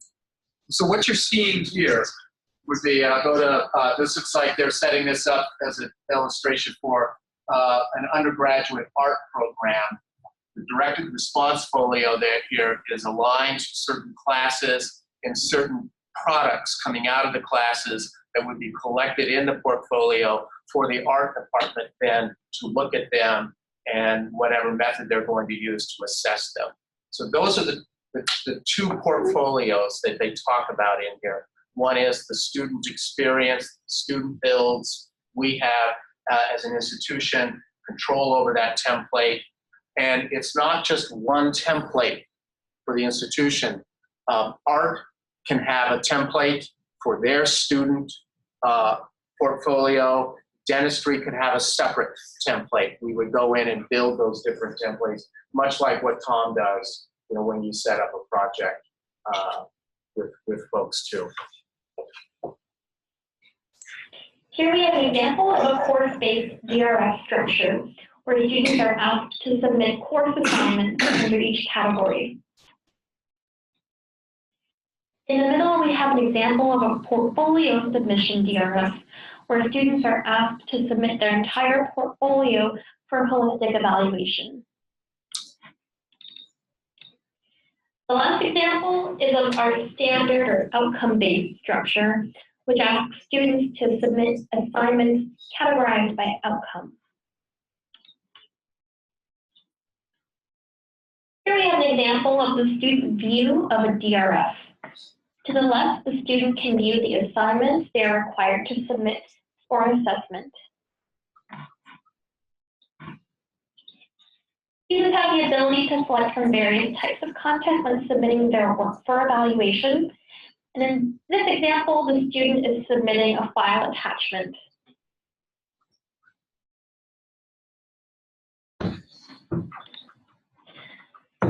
There are two ways for students to receive feedback in Taskstream. Users can provide students with informal comments through the reviewer role, or complete a formal evaluation using an assessment instrument. The institution can decide whether to enable or disable the reviewer feature and select from different types of evaluation instruments, such as a rubric or a form. So building in the evaluation process, if you want to be using a DRF for assessment purposes, either whether it's just somebody's course or whether it's for a whole program, that you can build in, and there's another set of tools in here, they call them forms. It looks an awful lot like going in and building a Google form that you build so that when student products are submitted and you sit down to review or evaluate them, that form is available for capturing your responses for that. And then you can do multiple things with that form. You can build in that that form goes to the students, and it could be just simply for review purposes so that the student can use that information to go back in and work on that product some more. Or it could be an evaluation, more like summative grading, so that you have a record of that. The other thing that you can do with the data on those forms, and again, this would have to be built in to the design of this, is that those data can be pushed out and into the assessment management system as record for program assessment. There's the AI key that allows these platforms to make these exchanges. There is also the AI key allows for embedding this into Blackboard. So if a program is, and faculty are already, Blackboard fluent, and all of these materials are loaded up into Blackboard, and there is a link that can be built into a little tile onto Blackboard so that students do not have to go to a different platform when it's time to make sure that the product goes into this system, in contrast to just staying in the Blackboard system. I have not interacted with that technology yet, but that is technology that they have, and it's one of their stronger selling points because they do have built into this, as you can see, elements of an LMS in it. Some people look at this and say, well, that looks so much like Blackboard. Why would I not just stay with Blackboard? And that's intentional in certain ways. And it's not meant to make Blackboard go away. It's whether you want to be tying it into more robust assessment practices and program assessment. One of the questions I would have, and maybe this would be something that you could get from CAST or with Blackboard, is that in that integration or that widget that they're actually putting CASTing in, does that actually integrate into the gradebook too, especially if they end up having rubrics? Is this going to end up having input twice, or is it just one time? Nope. I've heard that question presented to them, and the answer is yes. I don't know how to demonstrate that. Now, No. Okay. What's that called? I'm not involved yet. Yeah, that's Okay, kind of but I wanna be. question. Where is technology services kind of on this? Yeah. The priorities. I have no answer for that. Has the security office looked at? Oh, this, Vetted it? oh my gosh, yes. Okay. That was part of the whole procurement process. Was very carefully vetted for this. Yeah, that I can't say. That I do know the answer. We see a lot of opportunities with this. It's good. I think for programs such as that are highly tied to accrediting standards, that in fact, I think a lot of the architecture in this system had those kinds of institutional needs in mind. And while you give up on some of the creativity that's possible, what you wind up having here is something that is more readily tied into reporting needs for accrediting standards. So let me, just a few more minutes with this, and then I'll So take there are a few ways to assess a Understood. student's work in task stream TK20. With a directed response folio, or DRF, each assignment can be assessed with its own evaluation instrument. This allows you to assess over time. With a student-created e-portfolio, students may submit their whole portfolio for a holistic assessment.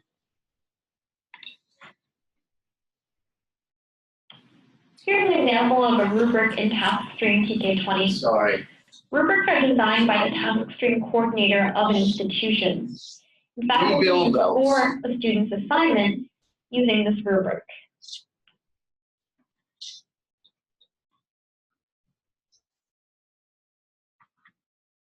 What kind of data can you report on in task stream TK20? The DRF category report shows performance scores for an individual or group on each assignment or category in the DRF. Here you can see the scores for the group for each assignment.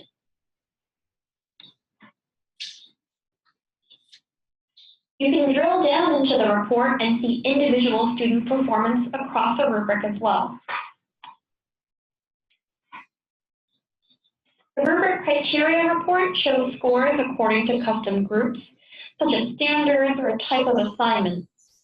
With this report, you may report on criteria from different rubrics in different DRF templates. So what you're seeing here, I know you can't read that, is that the reporting allows you to see the aggregate whole. You can break it down by the group, you can break it down by demographics, you can see the aggregate score for individuals. But then through the lens of the rubric where you've identified certain performance elements, you can drill down and see further, well, what were the specific aspects of this learning goal that the students struggled with? And it'll give you that analytic power to feed back into program or course improvement. Here we can see criteria grouped under civic engagement and the scores for that group. When students submit a portfolio for holistic evaluation, you can also see performance scores for the group and individual students.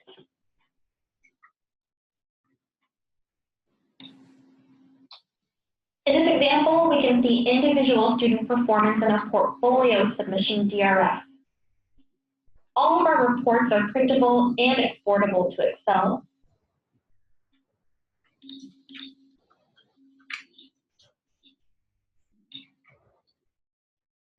Now I'd like to talk a little bit about our support team here at TaskStream TK20.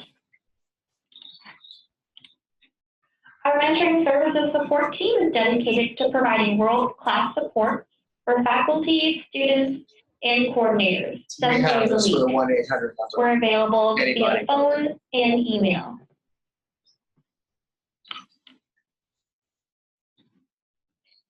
Finally, I'd like to share Annie's contact information.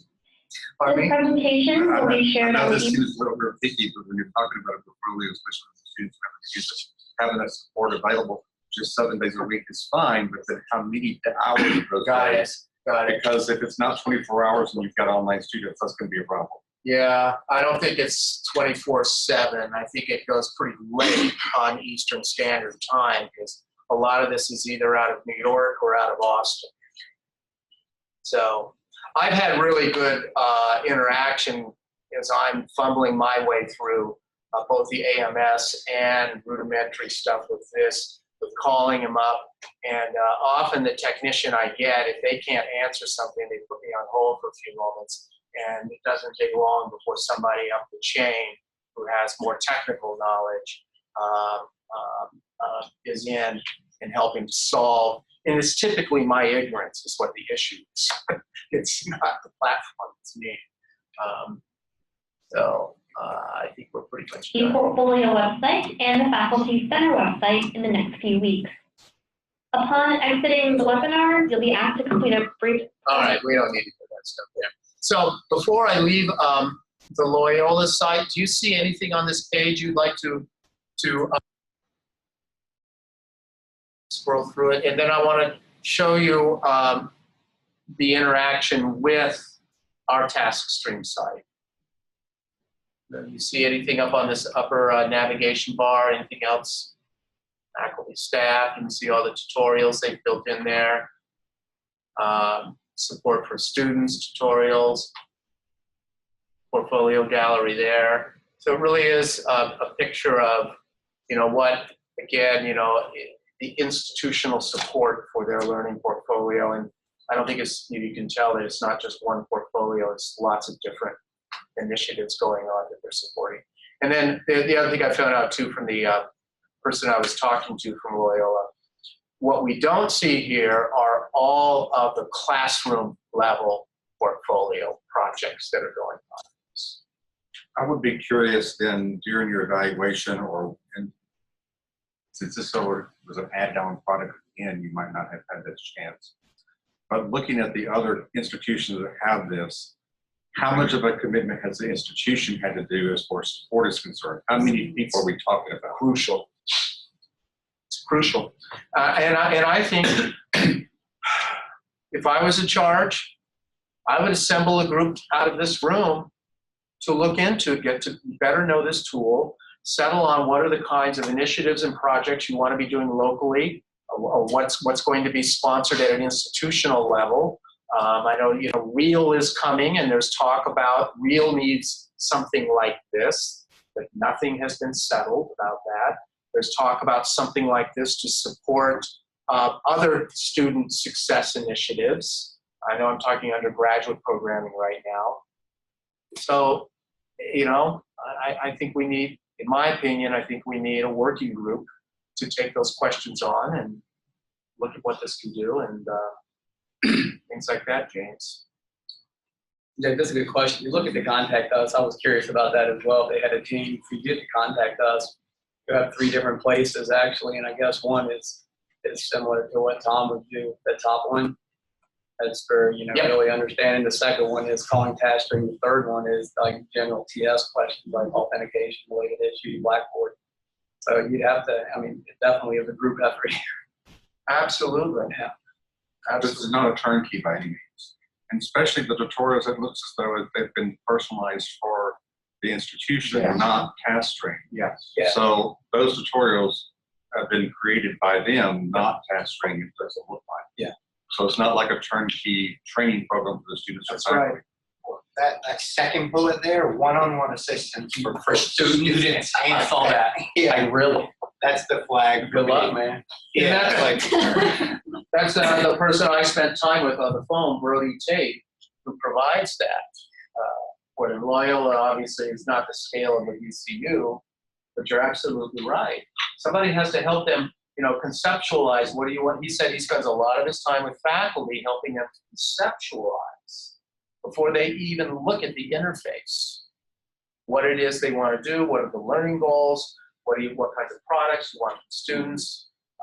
All of that needs to be upfront work before you say, okay, let's make a template for this. Anything else you want to see off of this page? You can go out to this and poke around as much as you want. It's just a Loyola portfolio, and it'll take you to their learning portfolio, and you can poke around, look in the portfolio gallery. So let me take you now to, there we go.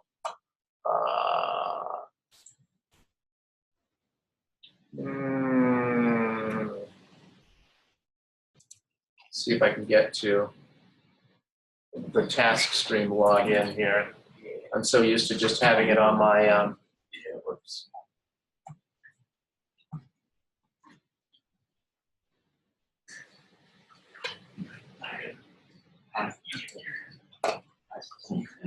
No, why is it doing that to me? It just went to the previous page. Yeah. Sorry for my clumsiness here. Let's try it this way.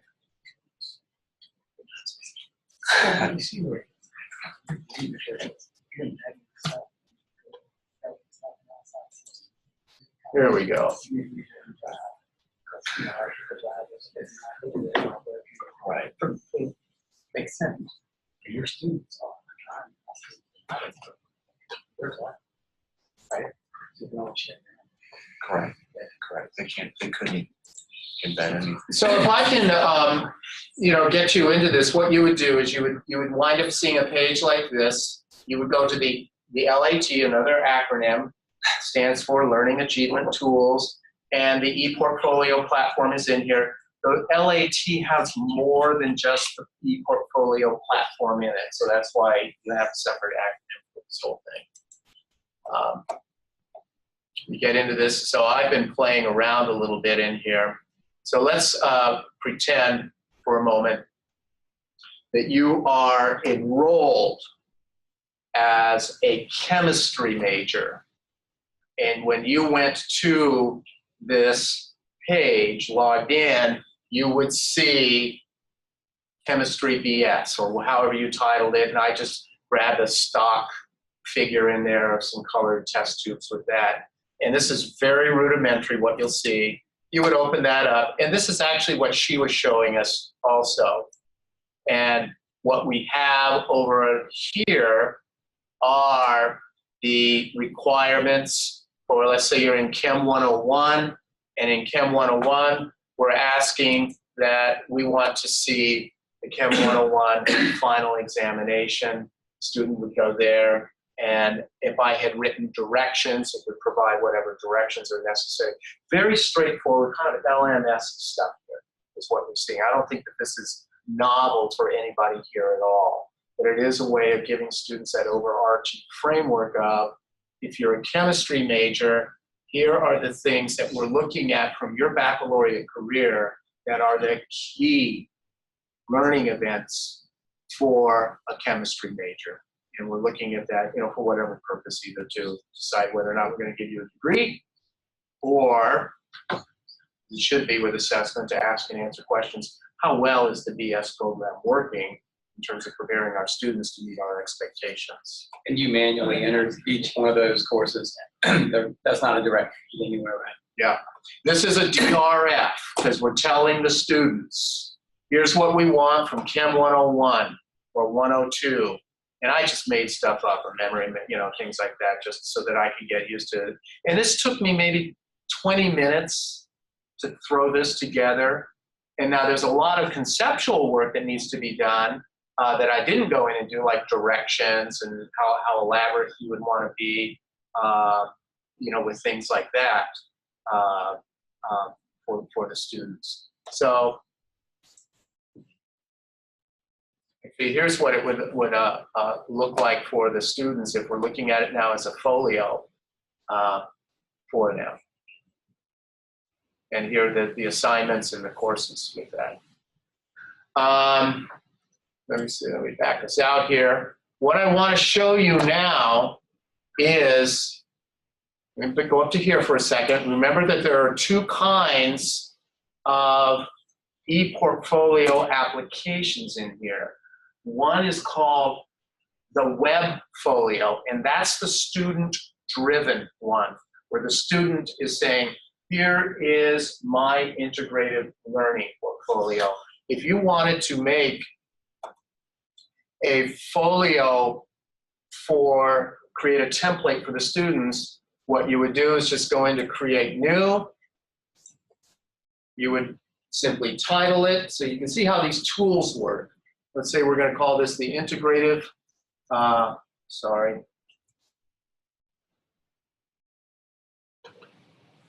select New. And then it takes you through a series of prompts about, do you want to use a general purpose template that's already built by TaskStream, or do you want to go in and customize? These general purpose templates can be edited and revised, so you can start with that and then go in and move things around, add things, delete things, things like that. So let's do this. See if it'll let us go forward. Whoops. See, this is my lack of fluency with this here. So here are the preloaded templates. Let's go with it. See if it'll let us do a showcase portfolio. There we go. We go to this. Here are the different themes that can be selected for that showcase portfolio. I'll just grab that.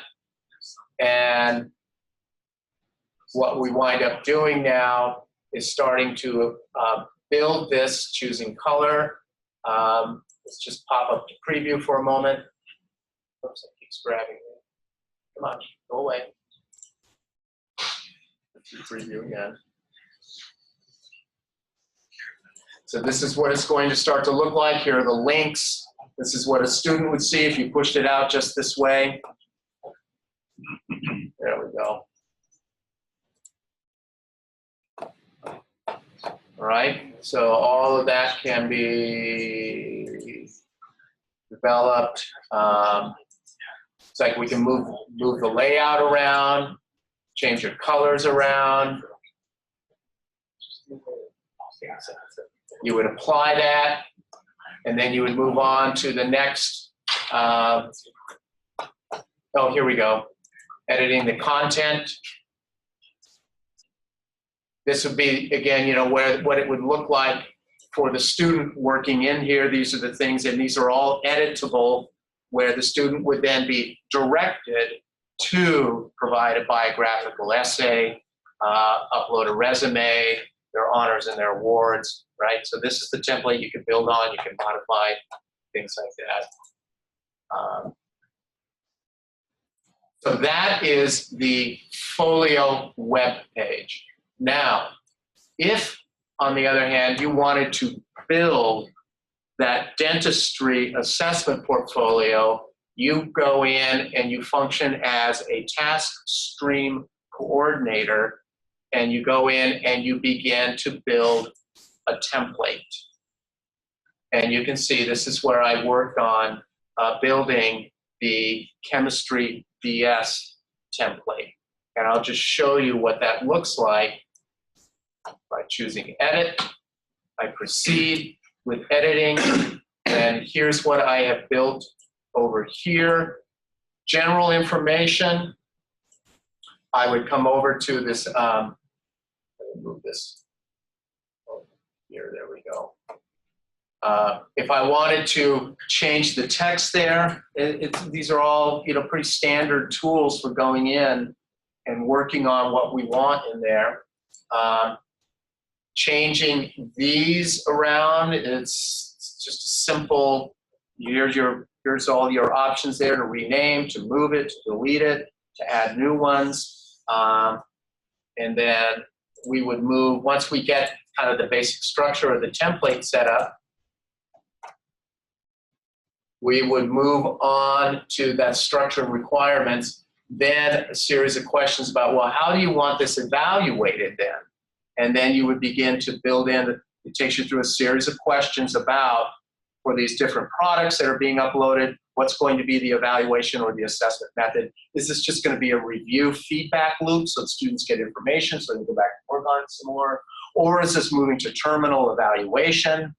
You make decisions about who's going to look at it, how many people are going to look at it, is it going to be visible to other people who aren't evaluating? So all of those are planning decisions that are going to be taking place in this level here. Working with, and I have not dabbled in this yet, you can see they have built in a number of ways of weighting the scoring values if you are sensitive to those things in your program. So allows you to do, again, you know, those kinds of things too. So that's at a glance what it looks like and what people who, you know, like if you were working with us in dentistry, getting you up to speed with building this so that you would be able to manage your template. And be able to push it out to your students and to your faculty with that. So that's one of the things I see also as part of the capacity building is how do we teach people to not only interact with the interface as a student who's using it, but then also how we build these things locally. So it isn't just simply one central office that you have to go and get into line so that you can then get, you know, instruction on how to go in and build a template, things like that, or to build your template. Scott, this might be premature. How much, I guess, access to reporting over here would a school have at the school level and notice there's real-time log report site activity? Do you have to be a system admin, or would you be like a school admin to have all that? Is done, that is all at a level of assigning roles. Okay. So all of that can be pushed out at the local level, or it can be kept at a central level. Again, you know, that's why I said we need policy. Yeah. We have no thinking through how we want to do this stuff because it's a tool that links neatly with LMS in capturing that data on student learning if a program is set up for this approach to student learning. Not all programs are set up for this or need to be set up for it. So it is a niche piece. Obviously, so VCU purchased it. And is there any, you know, talk to say if somebody eventually wanted to go forward with it, is that okay, well, we're going to charge you back on that to recruit, or is it's already bought? Take advantage of it. There are no individual licenses. We have site license for this. if we wanted to enroll every student in this university right now so that they could start building a student portfolio, we could do that. What's the contract? I mean, number of years? 5 years. 5 years. Negotiable at 3. I emailed you this question because I didn't think I'd be here, but That was your question. yes, the HIPAA, would they sign a BAA with us? I have no idea how to answer that question. That's just beyond my. Well, you want to look, I mean, answer that stuff. Yeah. If they've already approached that question, or those colleges stayed out of it.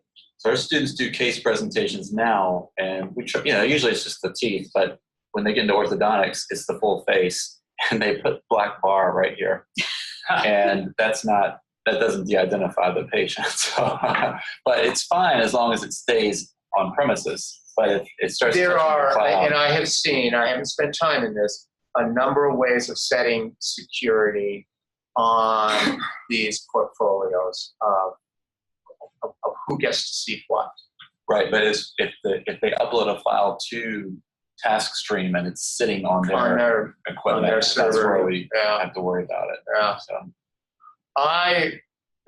I suspect that TaskStream's been there because I think a lot of their market is serving programs that have these needs. That would be a good question. Well, something we could even probably experiment with in this instance. If you go to the university website, Phillips, you end up seeing, are there any medical professionals that are out there with portfolios? Because if they do, that in itself sort of gives us a hint that they want to work this out. Reach out to one source doing it, they pretty much, Yeah. you better be following it. Yeah. Yeah, maybe it's just a simple thing. So, oh yeah, we sign those all the time. I know that social work, in another presentation, social work is very interested in the DRF because their coursework is very tied into their accrediting standards, and they have a very clunky manual portfolio right now. So they're going to be an early adopter for building a DRF for their assessment purposes. For the BSW program, yeah. For the BSW program. Thank you. Yes. Our MSW program, we have standardized assignments, and we had originally thought that we could use Blackboard's goal performance dashboard to align different assignments with competency requirements that are set by our National Accreditation Board. But then we found out after talking to Blackboard that they initially lied, I guess, or like oversold the thing. And so only the instructors can see each individual, like assigned, like only the instructor in the course could see it, and we couldn't get an overall programmatic view. So that was kind of my question, is I definitely see how this aligns with the BSW program's needs, but I'm also thinking about our MSW program. And if there's a way to where, if you said this integrates with an LMS, I'd like to take it, play around with it, and see if I can do almost like a backwards kind of thing, where we have our assignment in Blackboard, and the faculty are still aligning those alignments, and then it takes it and brings it back into the task system. Yes. So the Because answer to your question is yes, it will do Okay. that, because I was very explicit in asking and answering that question, because my role as the assessment director, I'm very interested in what you're describing. Yeah. Is a way in which, where you're providing multiple sections of a common course across a program, you need to be sampling student work on a common assignment across those, rather than going to the 6 teachers and saying, will you please get those for me, in doing that we're able to use this system at program level coming out of those 6 courses to capture those student artifacts, and then we'll be able to sample and you decide whether or not the faculty of record are doing the assessment in the course, that's what we call course embedded assessment, or if they're sitting somewhere else and you convene a separate group of evaluators to look at those using that program rubric. There's multiple ways of what you do. Our BSW program has a series of e-portfolios where a select group of people evaluate the assignments that students choose to put in, and they're given parameters, and then they evaluate it that way. But our MSW program does something different, where it's assessed and evaluated at the individual instructor level for that specific common assignment, and then those grades are all So they do different things. So I'm like, am I going to have to retrain faculty in one group, or is this flexible enough to work for both? Yeah, we need to dig in. I'd like to play with it and break it, to be quite honest, to just kind I of like throw a hearing bunch of this. stuff to, yeah. I'm sure I could. You learn a lot of stuff when you break things. So I am hearing Yeah. social work dentistry, we need to dig in more.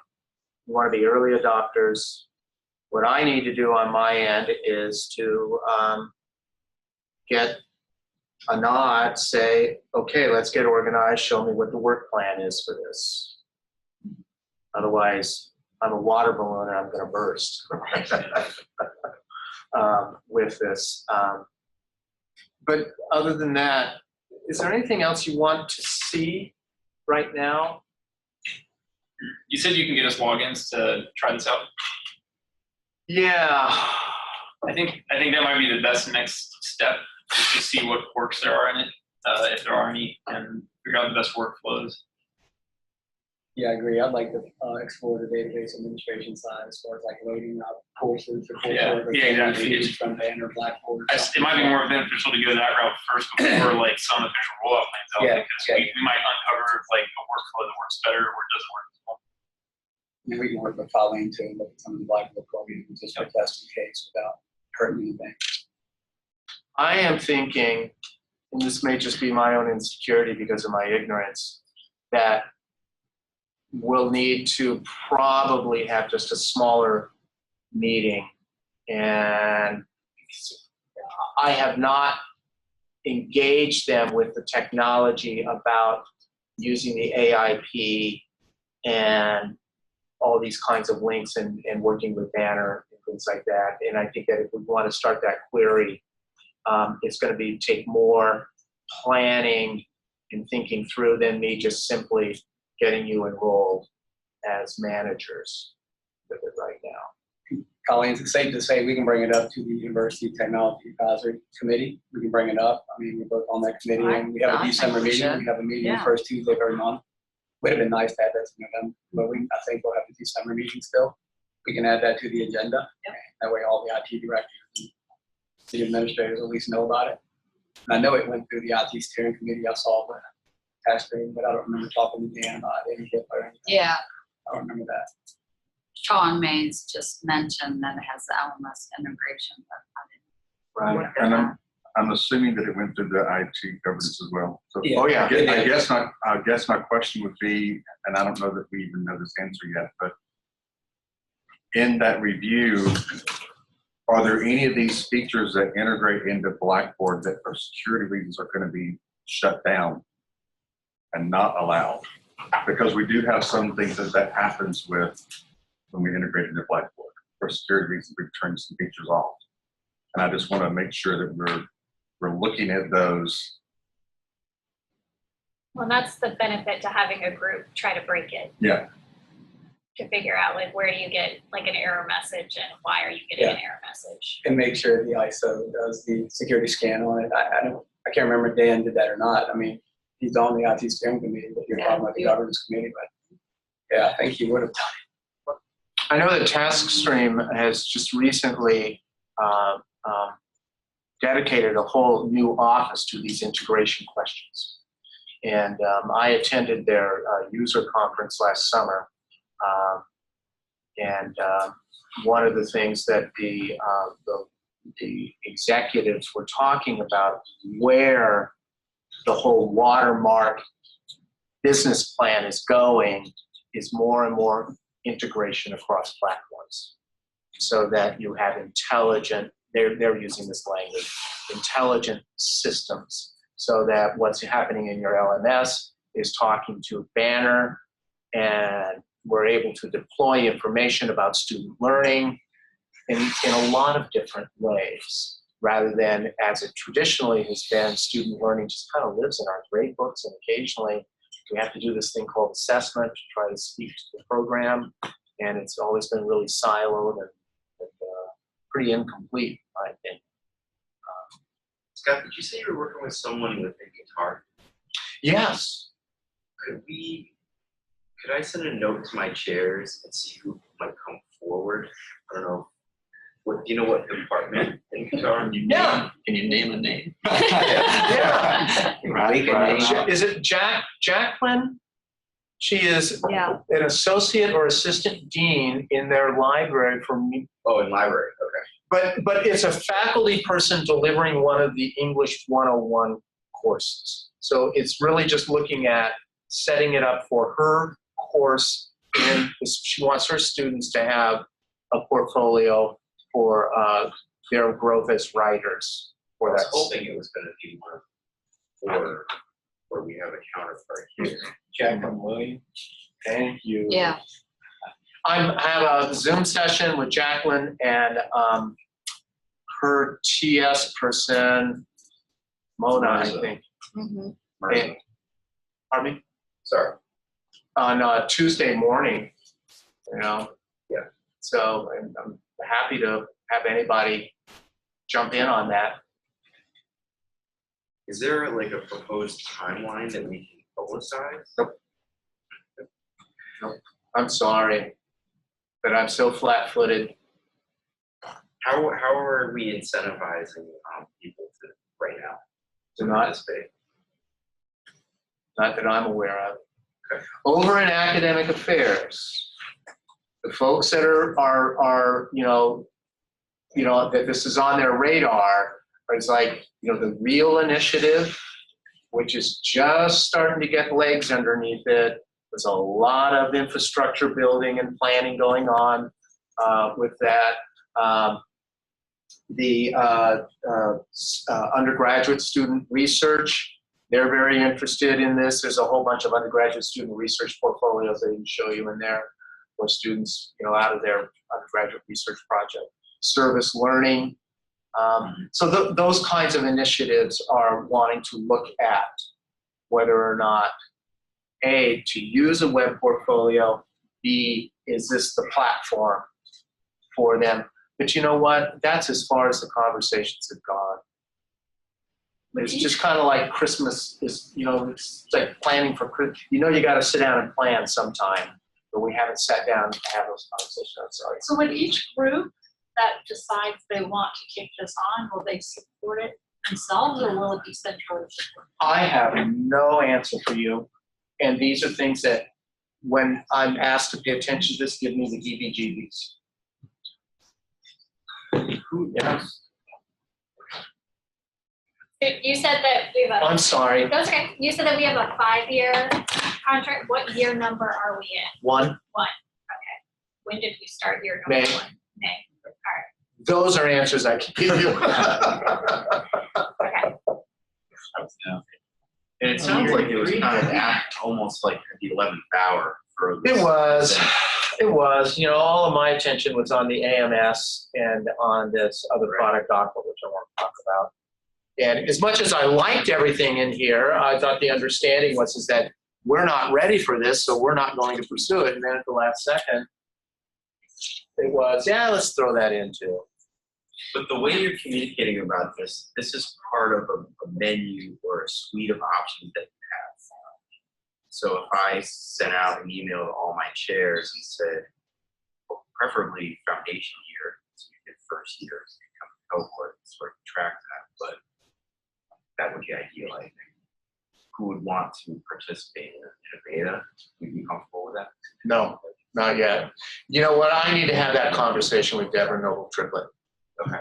I have no authority here to say what's next. What I can do is function as a liaison and best summarize your interests and your readiness for things. And you have those conversations with your deans also, and I can take them back, because what needs to happen is that they need to make a decision that, okay, we're going to put this on Scott's plate or somebody's plate, or we're not going to do it right now, you know? So that's why I have to say no. Personally, I would love to dive in. But when you get to that point, academic technologists would be glad to get it rolling. I don't see us managing it, but we can definitely get it off the ground. Tom, what do you think from your side? Well, I mean, it's just trying to figure out what people want to do and then what tools and workflows make sense. And what about capacity to you know, to teach, to support? It would depend on, like, I know, like, yeah, I would have dragged James into this since he supervises the larger group. I mean, we have some of the instructional designers here as well. It's unclear to me how our resources are desired to be allotted, right? It's similar to the FI thing when they went off with the portfolios. I mean, we were pretty clear with them, like, we can help the faculty. I mean, we provide student support, but it's certainly not one-on-one. A student has a problem, like, come on up to the office type support, you know.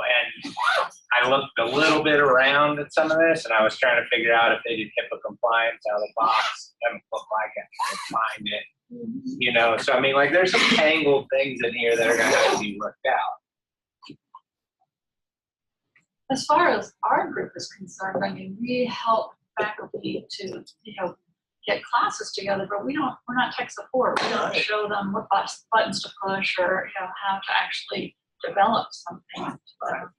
And at least with something like this, it looks like by the time it got to us as IDs, there's going to have to be decisions made at a programmatic level before we could go and dive into it at all. I absolutely agree with you.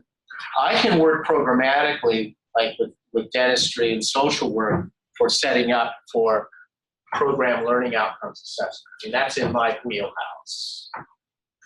But these other uses of it for supporting initiatives, greater learning, you know, real things like that, if that's what they want, that is way outside of my wheelhouse. It seems like there's a fair amount of customability, though, that each program could decide what they're doing. And then that creates more confusion if it's centrally supported through technology support in a way to say, like, no, you have to do it this way. And then the program's already decided. I just feel like there's a lot of room for people to kind of grow rogue within a confined setting and do their own thing, which I think is good. But then also when we talk about how it's going to be centrally supported through technology support doesn't work. I mean, this is pie in the sky, but, you know, it'd be nice if the university just gave the different units or programs money to then hire somebody to do the technical support for that, like, as an incentive. We need an organizational plan for, you know, these kinds of products. Yeah, it's got to be prioritized. You have to understand how it fits in the bigger picture, and then you could break up, like, the support stuff, including, like, even if you want to do customized video creation, you know, why might be question one for me, and then two would be who does it, where does it live, how does it stay, you know, I mean. I'm also just concerned about the 5-year thing. I mean, granted, like, we are in year one, but from, like, a social work perspective, we'd be lucky if we got things together to have it to get started in year 2. More likely year 2.5, year 3 would be it. Then by year 4, people are finally getting used to it. Year 5, they become married to it. Year 6, the university decides, not enough people have done it. Now you programs should pay for your own individual license. We're not going to purchase it. Where are we on our LMS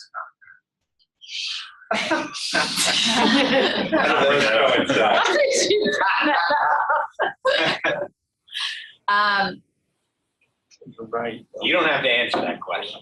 I know. It's got But there's a reality here, folks. Any technology we adopt, everything changes. Yeah. And 2 years down the road, we found out that, yeah, this is great now, but 2 years down the road, there's something better, and we end up having to make a change. We can't promise technology for 10 years. Yeah. That's. I mean, VCU has been using Blackboard for, 30 years now or something? But who knows what's going to happen, 10 years down the road. Well, and change is fine. It's like pulling the rug out from people under change to just be like, sorry, you got to figure out your own answer on your own, which has happened at VCU. And then it has left people scrambling. Like, yes, it may be time to reconsider a new LMS and to change and adapt, but it's not like VCU is going to pull the rug out and say, like, units, figure out your own LMS, everybody pick their own. You're on your own. Oh, my God. I mean, maybe that's part of the organizational Yes, yeah, conversation. yeah. It's like when we institute this thing, this is how it's gonna go. Prior to changing, this is what would happen. Because that's, you know, like you deal with otherwise rumors and innuendo that like you can never quite fight, which is kind of what's happening with Rampage, right? And I'm like, no, really, I swear, it's not going away. And people are like, yeah, right, and they like chuckle and walk It's pretty off. meta, too. But also developing things that you know have more longevity. I mean, with WordPress, know that there's an HTML base that you could then port it to someplace else. Oh, I think I know. It's a tool that is for building into the tool specifically and if you go nowhere else, then we could be going for Does it seem like, you know, how does it integrate with multiple elements? Exactly. Well, we're like, oh, they're important, good questions. I think maybe that would help calm certain fears around. When we went into the contract negotiations for RFP, we were very clear about our needs to replace our assessment management system, and that we needed something to help with general education assessment. And those were the two things we focused on. We did not have the needs conversation that we're banging up against here. We did not have that, and that's, you know, now we got to get our big sponsors on this to really say, you guys organize, have the conversation, and bring the proposal to us or something. You might have answered this, but just in your knowledge of it, so I'm assuming I started year one in chemistry. I finished my ES, my portfolio has been completed. What, I'm now graduated. What happens? Does the student no longer then have access? Well, it depends on what kind of portfolio it is. Okay, All how right. they set it up on the front end. All right. Because that would be my question too, is then what if you went somewhere that, what if VCU doesn't have your master's program, which you want to put in master's work in publications and portfolios, like 4 years? Right. Can't be that easy. You know, that would temper whoever. Exactly. They have different, you know, that's fine. What you set up as the purpose of that portfolio.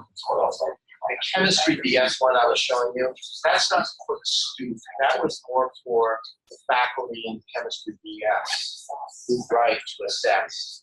But certainly you could set up an integrated chemistry portfolio for that chemistry team. So That would be a very purposeful. I think arts books every year, certain things are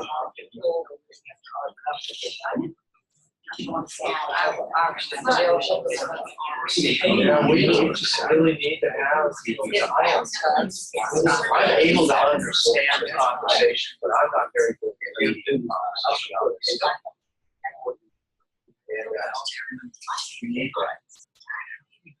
We need that.